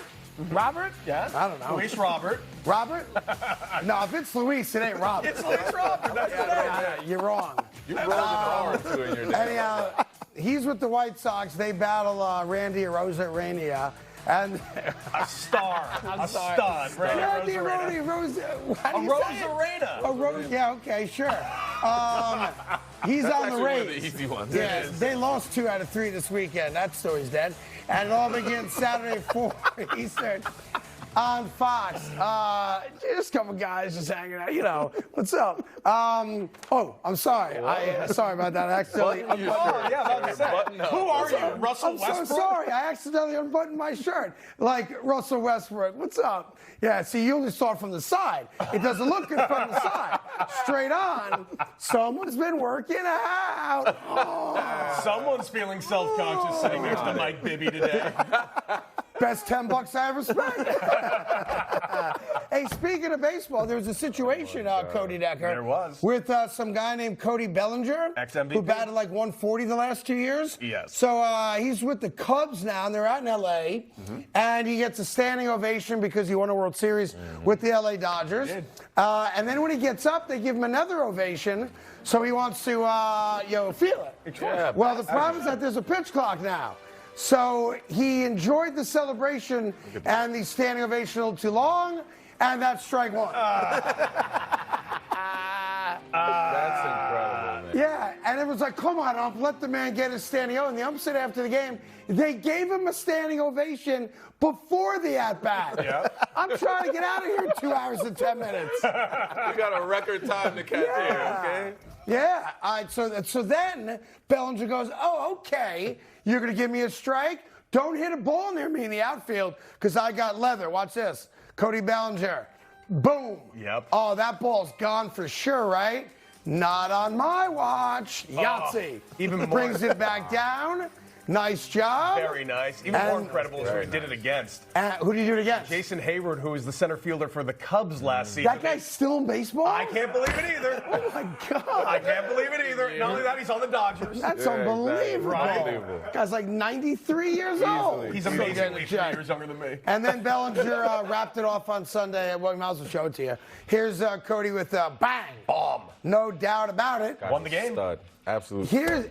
Here's the best thing about it. That's a great crowd for a Sunday afternoon. There were two people, however, who were not at the game. And that's Cody Bellinger's mom and dad. He was supposed to leave them tickets, and he forgot.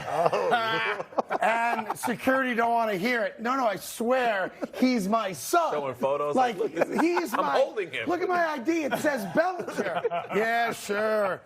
You can't forget your parents at the game. Right? You got to get them in first. And I always have ticket hassles before the game, man. People call me and like, my tickets aren't. I'm like, in my uniform. Like, what do you want me to do? Like, so you're saying like you'd be getting ready for a giant Cowboy game. 100%. And it's pregame, so you might have your phone with you. And my newly they're blowing added you cousin is calling me. Like, my tickets are in that will call. And I was like, well, take it up with them. Call my mom. Like, I don't know what to tell you. They used to charge us for those tickets, by the way. Really? Yeah. Even the tickets I left from my parents, I got charged every single time. Well, you get like a couple per game, I assume, right? Three per game in the NFL. Correct. And here's the other good thing. A lot of people don't know this. NFL players all get 2 to the Super Bowl. Yeah, Right. you know what we call that? Pay for 'em. We gotta pay for 'em. We call that an easy 10 grand is what we call that. Baby. That's what we That's call a that. fact. That's a Yeah, I fact. got 2. Who wants them? That right there is Mike Bibby. That's Victor Cruz, Cody Decker, of course. Yes, I'm a Knicks fan. But the Knicks did what a lot of people thought they couldn't do, and that is going to Cleveland against Spider Mitchell. People didn't think the fact that they won 3 out of 4 this year meant anything, but it did. And here's what Cleveland learned. And I think teams have to learn this, Mike. You can speak this obviously better than any of us.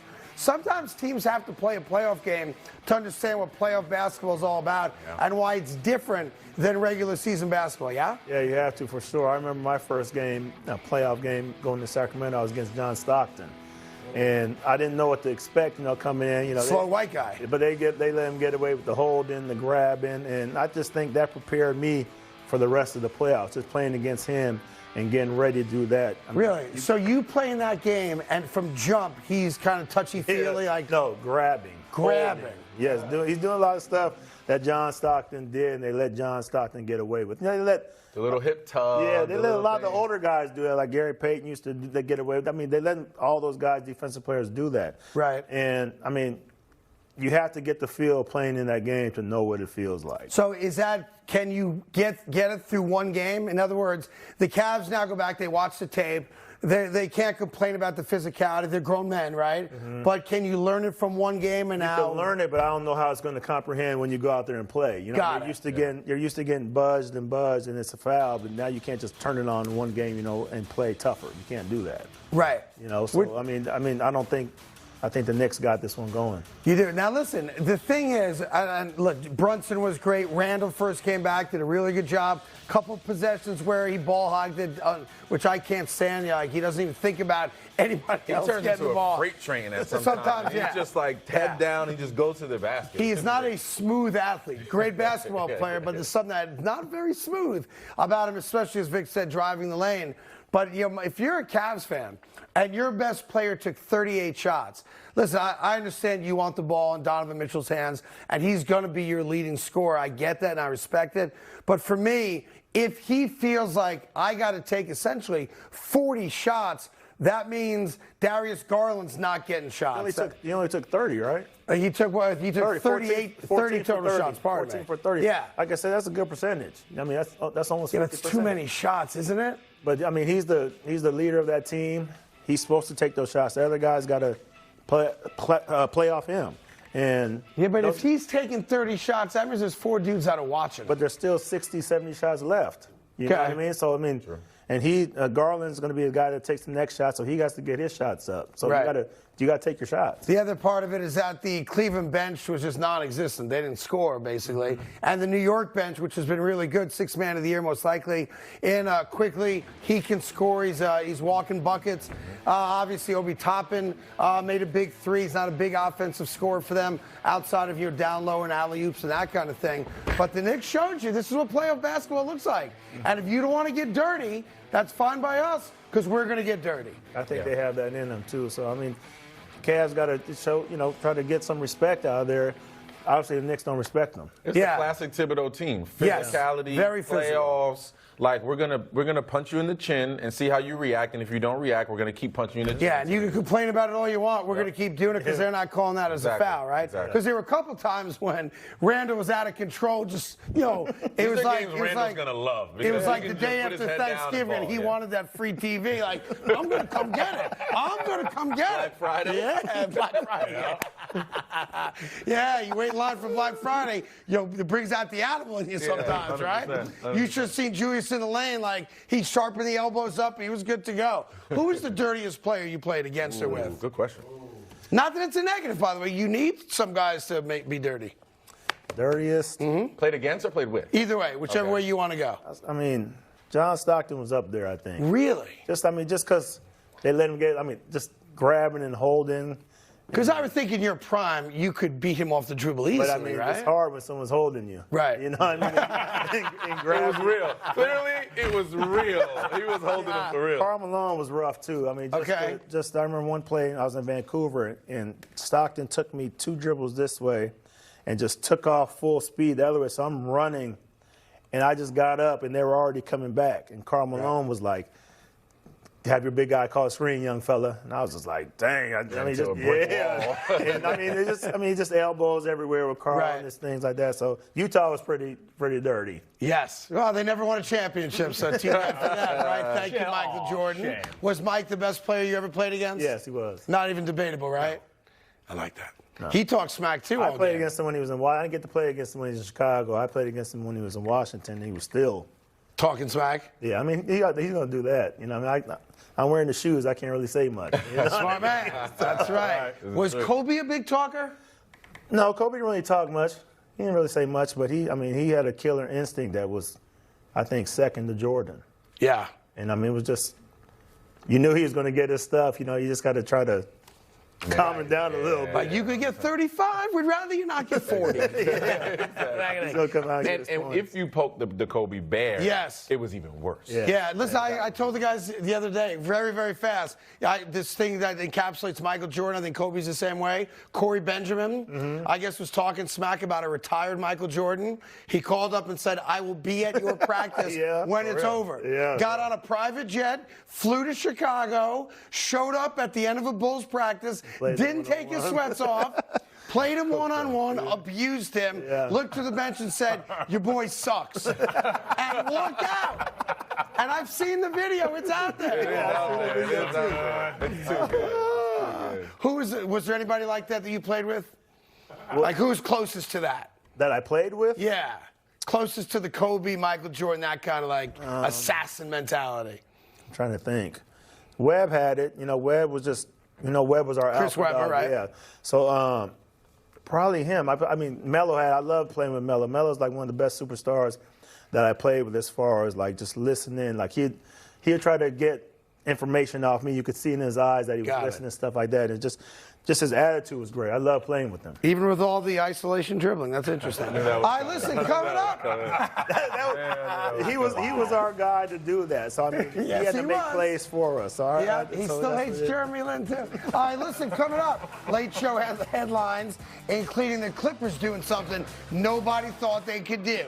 Beat the Phoenix Suns, but they did it. Plus the Lakers. Can they sweep? What? Can they run a sweep?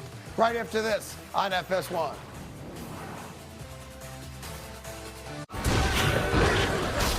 Allergies don't have to be scary. Defeat allergy headaches fast with new Flonase Headache and Allergy Relief. 2 pills relieve allergy headache pain. And the congestion that causes it. Flonase Headache and Allergy Relief. Psst, all good. The all-new Chevy Colorado is made for more. Bring more. Nobody said it would be Do more. See more. Got my baby sitting by me, shining like a diamond. And be more. Only silver linings in the clouds. Oh, my Chevy, but it's ready. The all-new Chevy Colorado, made for more.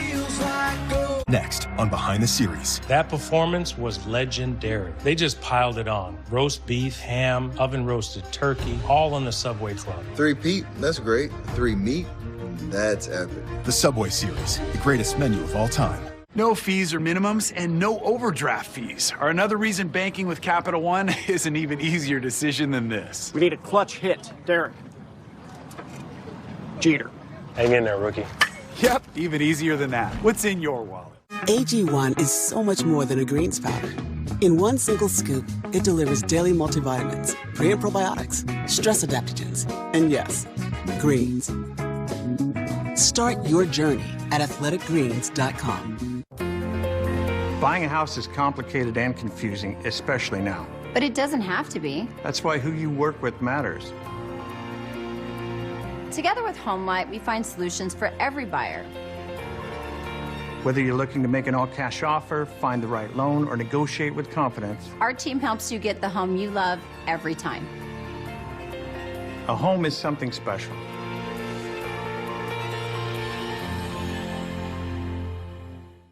You need auto parts? Don't waste time. Rock Auto has all you need on one screen. Compare brands, see customer favorites, ask a friend for advice. Online shopping done right.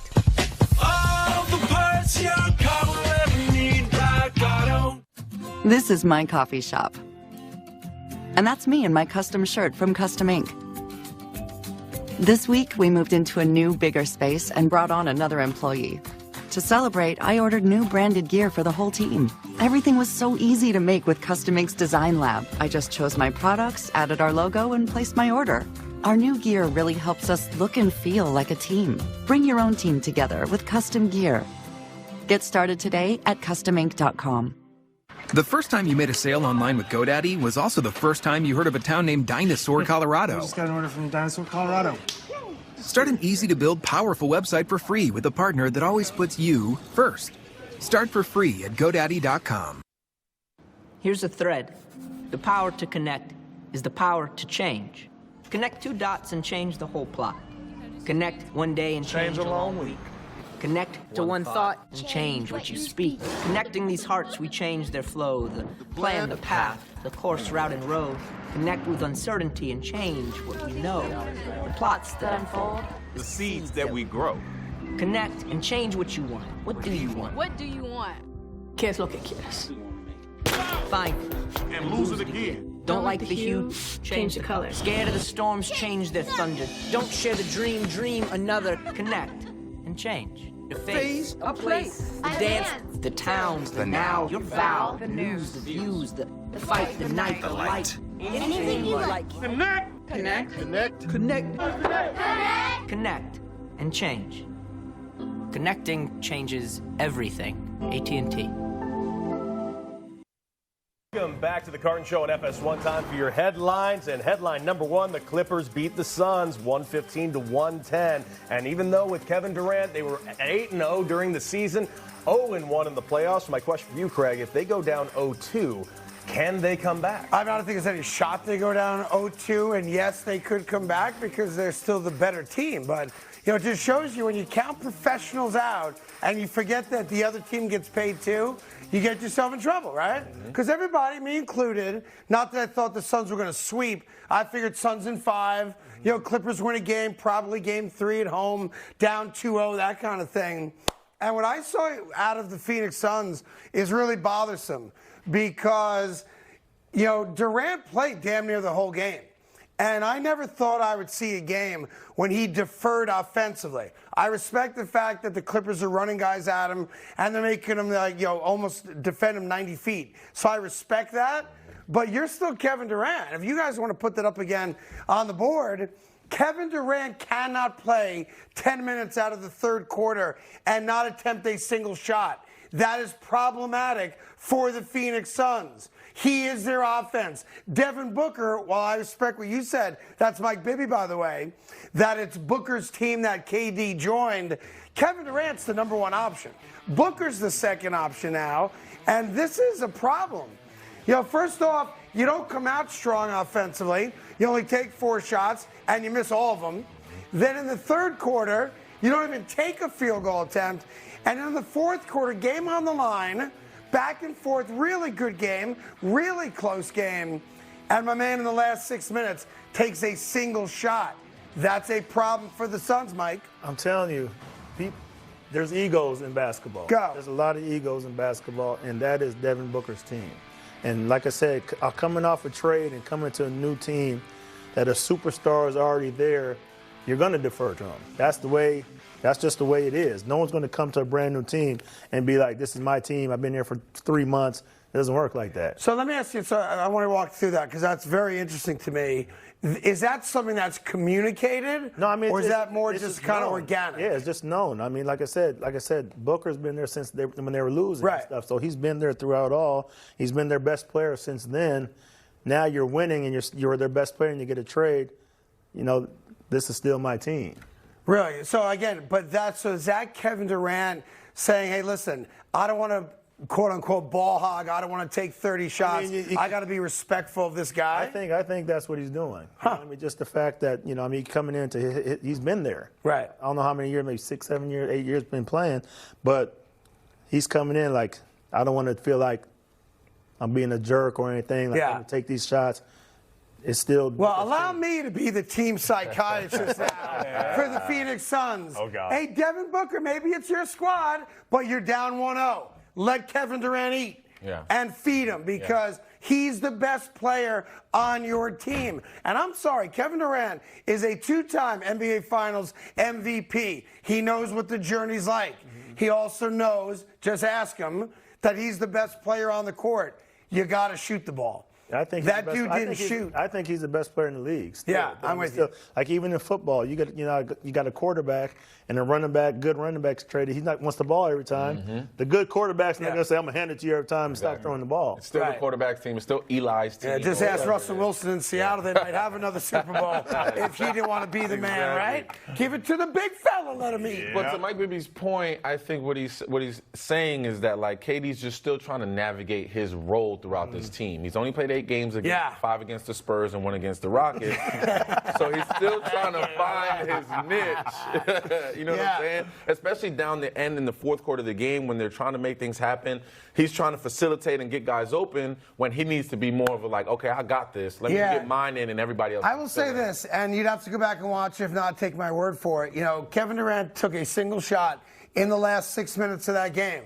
There were a lot of possessions where he never even touched the ball. Yeah. Now, you're not going to double him off ball, right? You're going to wait for him to get the ball and then bring the double. And for some reason, he wasn't running away from it, but he wasn't going to get it either. Yeah. And I think that'll change big time in game 2. So, yeah, we'll see. I think they're going to come out with a different game plan for game 2. I think they're going to be more aggressive. I think KD will be more aggressive. And we'll see a different team. But, again, the Clippers are deep. They're just a deeper team. I'm thinking 1 through 8 or 9 right now than the Suns are, obviously, because of the trade and things they had to give up. All right, what else? We'll see. What else you got there, Coach? Headline number 2, the Heat upset the Bucks yesterday, but that's not the story. The story is that Giannis gets injured in the first quarter, and we have been talking for weeks that the East is a 3-team division, and that's it. Yeah. If Giannis is out, what does that do to the East? Well, I wasn't including them in the 3 because I had the Knicks. Wow. Of course you did. Of course you did. One of the 3. No, listen, this is a gut punch right here, right? I mean, your best player, arguably the best player, not named Kevin Durant in the league, and maybe the MVP, didn't play for 3 quarters here, and no one else decided I'll be the man to step up. It's interesting. I know we're going to get to it, but, in the Laker game, guys stepped up. In Milwaukee, Miami's still not a great basketball team. They have guys who've been big in big moments, but where's Middleton? Where's Drew Holiday? Where are the other guys to say, we're going to lift the team up, not for the whole series, but game 1? Yeah. And that didn't exist because Miami lost Tyler Hero, right? And they overcame it. Jimmy Butler, Bam Adebayo, and they were very, very well coached with Spoelstra as well. But it seemed like Milwaukee was like, oh no, Giannis is out, we're done. And they played like it too. Yeah, they did it, but they got guys. I mean, Drew Holiday has a 50-ball earlier this season, a couple of weeks ago. Like they got guys that can actually play. I mean, Middleton's been hurt. This is the first time he's played a game without minutes restrictions in Game 1. So they're kind of still getting through some hurdles on that side as well. So losing Giannis, Middleton not being around as much, and now getting back in the swing of things. Drew Holiday has to step up. They got the depth to make it happen, but they just got to figure out how they can weather the storm while Giannis is out for. Yeah, and I know you're all yelling, hey, Middleton at 33. You have to watch the game like, when did he score, right? If you're scoring a lot of points when the game's over, your stats look great. But when the game in that second quarter's now, all right, there's no Giannis, who's going to be our guy? You know, you gotta play 48 minutes because your best player's not there. So it's not a knock on Middleton. He had 33 and 9, I think it is.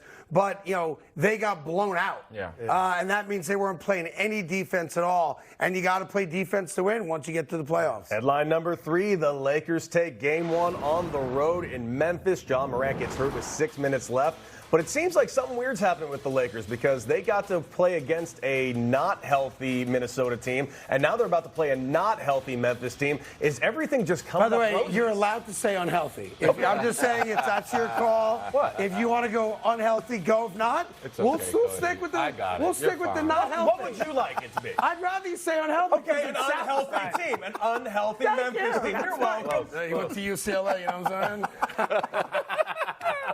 Syracuse. What do you get? I never said I didn't. My question is, everything seems to be going pretty well for the Lakers. How about that? Yeah, they got the gift with Rudy Gobert being out and half the front court being out in the playing game that they barely won. But what's crazy is that everyone talked, Mike Bibby, about this Laker team would be different because of the other guys. That LeBron's going to be LeBron, AD's going to be AD. But all of a sudden, we got younger, we got more depth, we got more athletic. If those other guys play well, the Lakers are a tough out. Well, you saw those other guys play not just well, play the games of their lives. Hoochie Mama with 29 points, right? You got AR-15 playing like he's Larry Bird. And all of a sudden, when those guys contribute at the level they did, the Lakers are a tough team to beat. As a coach, that's what you want. I mean, you want them to see if they could play that. They're going to see if they could play that again. Right. You know what I mean? They're still going to try to stop AD, stop LeBron. Can AR-15 do that again? Can Hoochie right. Can he do it again? He got you.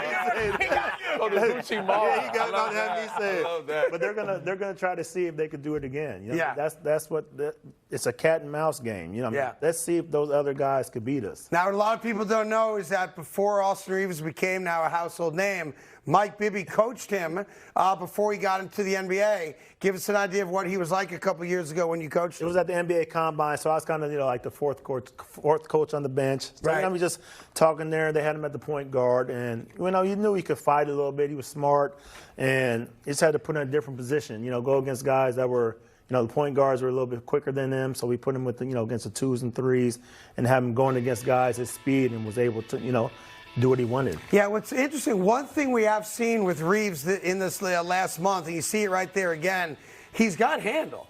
Like, he can handle the basketball. He can go left, he can come back, crossover right. And I don't think anybody ever questioned his jump shot, but this is a guy that's very comfortable with the ball in his hands. Yeah, it is, and you could tell them when I had him at the Combine. And like I said, it was a little tougher for him when guys were quicker than him, guarding him, the point guards. But when he got against guys his own speed and could change his speed, he did great. So when you asked him to be a complementary player on a team with LeBron James and AD, guys step up and all of a sudden become valuable, quality NBA players. Now, here's what you probably didn't know, but if you thought about it, you would have known. Nobody saw this kid, coming out of 1 year at Oklahoma after transferring, an Arkansas kid, right, making it to this level of the NBA. You'd be wrong, because LeBron James knew the day he met him that he was going to be a contributor. Watch this. Yeah, he did. Surprising to me. I knew from the first practice that we had when we grabbed him that sure he did. It wasn't going to be long he wasn't going to be a two-way player for long. But then a couple weeks went by. I knew he was going to get a guaranteed contract at some point. I just know I've been around the game long enough to know great basketball IQ players, and I know the type of players that fit with my game, and I knew Austin will be that right away. So. You know what's fascinating about that? Not only did he know, because he's got a great basketball IQ, it's the end of that quote that just stood out to me. I knew that he would fit in my game. Yeah. It's not about could that guy be they have quality. to play with me. Yeah, I knew that kid, who, by the way, was on the Lakers a year ago when they lost in the first round, but I knew even back then that if given the opportunity, he would be a rock star. In fitting in with my style of basketball. Well, that's interesting. And to play with LeBron, you have to understand pace. And I think Austin Reeves understands how to play with pace and play at his own pace and get everybody involved. That's why they trusted him with the ball in his hands down the stretch. Best thing that happened was, LeBron being hurt, AD not playing a lot. Not that he replaced AD. They play two different positions, obviously. But having the ball in your hands and having your coach say, I trust you to shoot it. And dropping 35 in a game or making a game-winning shot, which he's done. And being smart with the ball, taking care of it. He's done. And sidebar, Austin Reeves, really good golfer, too. Oh, really? How would you know that? I played golf with him. He's about a 4 handicap. It's really 4? good. Yeah, like really. Is there any surprise that Victor Cruz played basketball with Austin Reeves? No, golf. Huh? I'm sorry, pardon me. Played golf with Austin Reeves. I did, yep. Yeah. It's amazing that a 4 handicap would have played with you. Yeah, agreed. I was out there like this, learning, like, wow, that's a really nice You're like, swing. sorry to hold you up. I heard Austin said to you, Vic, you don't have to see the entire course. You know it's bad when you're on your second shot and I'm yelling, coming up, boys. Watch your heads up there. Watch out.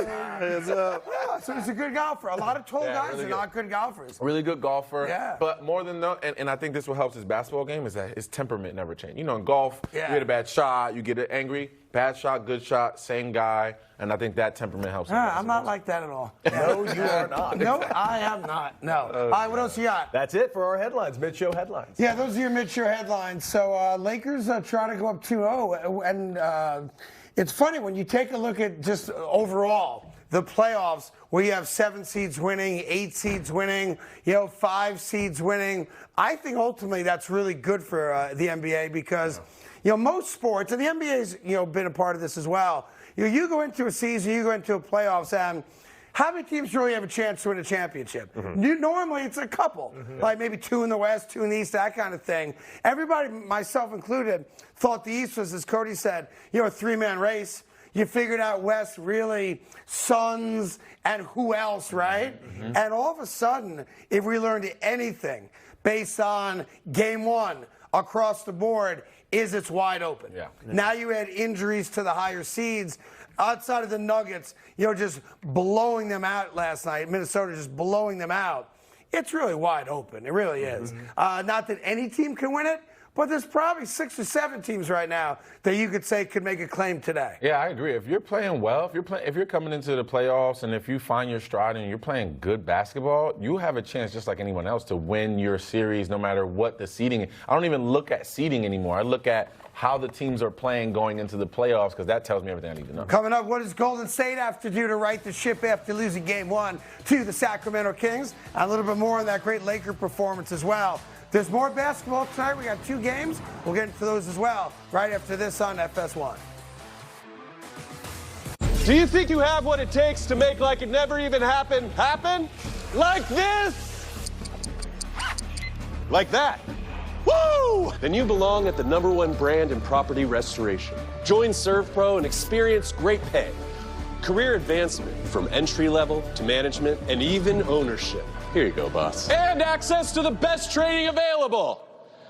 Oh, I'm sorry. Got what it takes? Visit servpro.com/careers and apply today. Anyone who's ever sold a home can tell you it is really hard. That's why who you work with matters. Together with HomeLight, we've helped thousands of people sell faster and for the best price. The Chase Ink Business Premier Card is made for people like Sam who make everyday products designed smarter. Like a smart coffee grinder that orders fresh beans for you. Oh, genius. For more breakthroughs like that, I need a breakthrough card. Like ours, with 2.5% cash back on purchases of $5,000 or more. Plus unlimited 2% cash back on all other purchases. And with greater spending potential, Sam can keep making smart ideas A brilliant reality. The Ink Business Premier Card from Chase for Business. Make more of what's yours. This is an important notice to consumers facing $10,000 or more in credit card debt, medical bills, or other unsecured debt. You may not be required to pay it all back because there are special programs now in effect that will significantly reduce the amount you will owe if you qualify. This is not bankruptcy or a debt consolidation loan.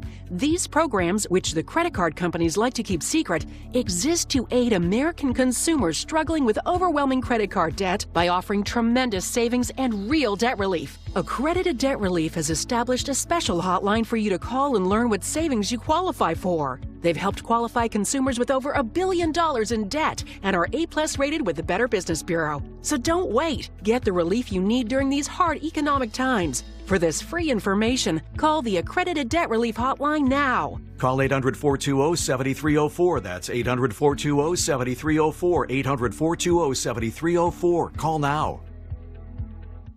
New projects means new project managers. You need to hire.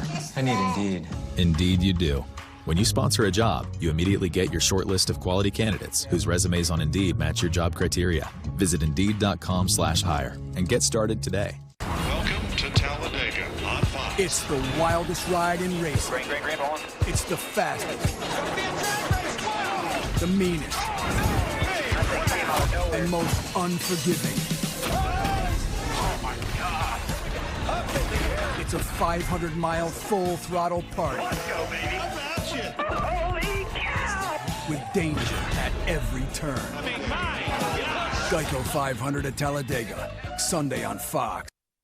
Put more weekend in your week at TI. Stay Sunday through Thursday at your exclusive rate of just $59 a night plus resort fees with free parking included. We're talking amazing accommodations, eye-popping shows, truly craveable dining options, and a sports bar scene that never takes a time out. Book now and we'll include buy one get one draft beers. Call now to get your very special rate of just $59 per night plus resort fees. Sewer lines. We all have them, and they all clog. Don't wait for that messy event. Permaseal can help with that. During April, we will inspect your sewer line with a video camera from the house to the street at $350 value for only $175. Be proactive, save money, and a big mess. Call 800-421-SEAL today. That's 800-421-7325 or visit permaseal.net. Don't best for being better, Permaseal. On Fox, the Memphis Showboats take on the Birmingham Stallions. Unbelievable! Then Sunday at 7 on FS1, the Michigan Panthers battle the Philadelphia Stars. Week 2 USFL action heats up this weekend on Fox and FS1. All right, so let's see. I bet she makes that shot. Lyles for 3. Got it. Sacramento, despite being underdogs. And let's just say this real quick before we break down the game. Mike Bibby's here, Victor Cruz, Cody Decker. That building was awesome. And the last 5 minutes of that game, lead changing, dudes making big buckets from downtown. The building was on fire. You know, I've not watched a lot of Sacramento King home games, frankly. But that was everything good about sports, everything right about the NBA. People were vested outside. It was like the scenes we've seen in Toronto over the years. You have 10,000 people outside the building watching on Jumbotrons. So great job, City of Sacramento, in supporting your playoff basketball team. And then on the court. Best fans in the world. Relax there, Tiger. You played for the Knicks. Don't ever forget that. You played for the Knicks. I always wanted to ask Mike Bibby, when it's playoff time and it's like really big games in Sacramento, like what was it like playing for those fans? I remember watching TV and it was crazy. Just like I can't even hear myself at home, let alone being in the stadium. It's crazy, but the reason why I wanted to go there, I remember I was on the Vancouver Grizzlies. We won 20 games, however. I mean, no one really came to watch us play. And I remember going there for our last game of the season. We're ready to go home, and it's packed. So I'm thinking like, Wow, I would love to play here. And I mean, you come to watch us play. No one comes to watch us play. Yeah. Right. Just for everybody to be there and just to have that fan support was the best thing I wanted. And the owner asked me where I wanted to get traded to, and that was the number one spot I wanted to get traded to. Because of that one game? I mean, yeah, just the way I like the way they played and just the fans. Little did you know that Michael Jordan had an appearance there, which is why so many people came to the arena. Now, you actually played for two franchises that don't exist anymore. Vancouver became Memphis, and you played, were you a Bullet or were they the Wizards? They were the Wizards. I thought I had it was 2 games. It was the Wizards. You spent an hour on the body. It was 2 games. All right, so let's get into it, though. You know, this is kind of a coming out party for De'Aaron Fox, right? Yeah. People have heard about him. Sacramento's not on TV all that much. And great college player, obviously. Was he going to make the transition, become a countable NBA playoff player? Because that's legacy stuff, right? Correct. You can have all the success you want in the regular season. You finally get a crack at the postseason, and you have a great game. He scored 38. Malik Monk hit 32. And for the first time since I've been watching basketball, one of the great franchises looked old. Because Klay Thompson, and as great as Steph Curry was, and he was Steph Curry in every sense of the word, Sacramento was just more athletic, a little quicker to every loose ball, and off the dribble, those guards are lightning fast compared to the Golden State guards. I expect to see it from Fox. You know, for him to come out, I watched a few games, you know, during the regular season, and I expected it. You know, I mean, just how he took over the team. And Sabonis didn't have a great game, and they still end up winning. You know, I think Sabonis comes out and shoots better than what he did. It's going to be, I won't say a walk in the park for the Kings, but it'll be an easier game for them. And what's crazy is that Golden State's favored in game 2. It's like nobody wants to believe what this team has done all year. You know, they've been a good team. What are you laughing at? Who are you? You didn't want to believe this up until, I don't know, 20 minutes ago? Yeah. No, I did want to believe it. Because I thought, to be fair, I thought Sacramento was a 2-punch combination. I thought they were Sabonis and De'Aaron Fox, and that was it. And by the way, to be fair, if you asked Malik Monk if he would ever score 32 off the bench, he would have said never. But he did. He might have said, yeah. He might have said absolutely. Do you know Malik? He'd have been like, absolutely, I'm scoring 30 off the bench. Yeah, but it never happened before, correct. You know, Lyles, of course, made some big outside shots. But listen, you know, the upside for Golden State, to me, is the fact that they played lousy basketball with Steph off the court, and it still came down to the last shot of the game. Yeah. So if you're trying to take something positive out of it, number one, it's a road game. All right? You are the 6th seed. They're the 3 seed. You damn near beat them in game 1. So I would think, especially with their experience, Golden State's not all that bothered by it. They know the things they need to fix. And by the way, if Steph Curry's final shot goes in, we're going overtime, and who knows what happens, right? I mean, being champions, you have to have that mental, and I think they do. Everybody on the team, you know, Kerr has it, but these are young kids in Sacramento. I think Mike Brown did a great job with them as far as letting everybody know their role, and everybody's fed into it. So that's what makes them so good. Isn't it amazing that Mike Brown didn't forget how to coach? And if you just leave him alone, he's actually a pretty damn good coach. Pretty good coach. Yeah. Right. And he's kind of tapping into the young guys. So he had Vans on the sideline there. I didn't notice that. Some Vans on. I was like, oh, he's tapping in to the kids. That's a guy that's very comfortable. But you could tell the game plan was like, let's run. Let's run these guys. These guys are 10 years older than some of you guys. Like, let's see if they can keep up with the speed of our guards and the gameplay that we wanted to play against them, and they did. And we're all just waiting for Golden State to have that moment, right? That key Golden State raining threes everywhere, get you out of the game moment, and it hasn't happened yet. It seemed like, though, in the last couple of minutes it was going to happen because they did trade threes back and forth, and then with 10 seconds left, of all the guys to have a wide open 3, Wiggins misses it. Plus, your first came back. You ain't got to shoot the ball 16 times. Maybe give it to somebody else. Like, he came back and said, I'm good to go, coach. Let's go. I'm good to go. Like, all he did was shoot the ball. Let it fly. Here it is. Here it is. 10 seconds left. Wiggins. Oh. Now, they had another shot after that. Steph Curry had a chance to tie it at the buzzer. Here's Steph Curry off the curl. A one-handed floater from 24 feet, Mike Bibby. What is up? He had to do it. He had to do it, or would have got blocked. All right, so that brings me now to just a recap of Game 1, Round 1.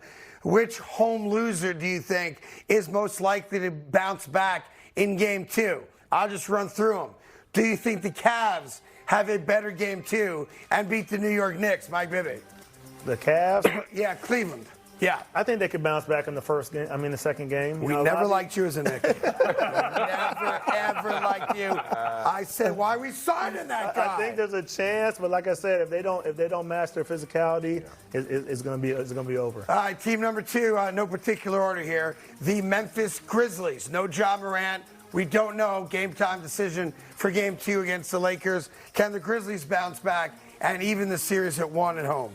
It definitely depends on Ja Morant coming back or not, but I think... So no Ja, no go? No Ja, no go. Okay. I think if it's no Ja, the Lakers can sneak. You with him on that? They are a that. 500 team without Ja. Yeah. Well, no, that's not true. That's not true. Oh, yes, it is true. Look at that. Look at you. I didn't think that was true. I'm looking at it. It's true. You thought you made it up.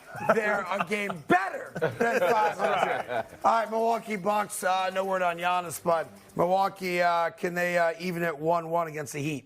I think if Drew and Middleton come out to play and run the team and be aggressive and put everybody else on their back, I think they have a chance. All right, and then the final one, I'll start with you, Vic. Yep. Phoenix Suns off the loss against the Clippers. Likely that they even at 1-1. Yeah, I'm going with Phoenix in this one. I think KD is going to be a little bit more assertive. We won't get that graphic of him not taking any shots, and they'll win Game 2. All right, time as we always end every show, a little something we call Like It or Spike It. Here we go. Every Game 1, well, we just did this, didn't we? All right, anyway, every Game 1 home loser will win Game 2. Not everyone. No, you say spike it. Oh, okay. Spike it. Yeah. Spike it. Spike it. Spike it. Okay, good. I'm spiking it. Spiking it? Spike it. The Lakers are winning. To be fair, we just did it. All right, number 2. Super Mario Brothers will remain number 1 at the box office for another week. Like it. Like it. I love it. That movie was hysterical. You saw it. Hysterical. Very nostalgic for an old guy. Very I think, nostalgic. right? 100%. Like it. Children will see it. Okay, number 3. Kevin Durant will bounce back with a triple-double in Game 2. I like it. Like it. I like it. I like it. Why? That's Kevin Durant, best player in the world. Okay, just checking on that. Easy. Okay. Number 4. The Tampa Bay Rays' hot start has already been forgotten. They play baseball. Yeah. Spike it. Spike it. You remember what they did? Yeah, you got What to. did they do? They were 13. They how many games they win in a row? 13? Something like that. Who knows? I like it. You like it? I like it. It's over. And the Sacramento Kings need to sweep the Warriors for people to really take notice. No. Spike it? Spike it. Spike it. Spike it. Spike it. Just beat That's it. Mike Bibby. He's here all week. taking That's notice. Victor Cruz. He's here tomorrow. We'll see you as well. Thank you for watching on FS1. No mercy, no mercy, no mercy.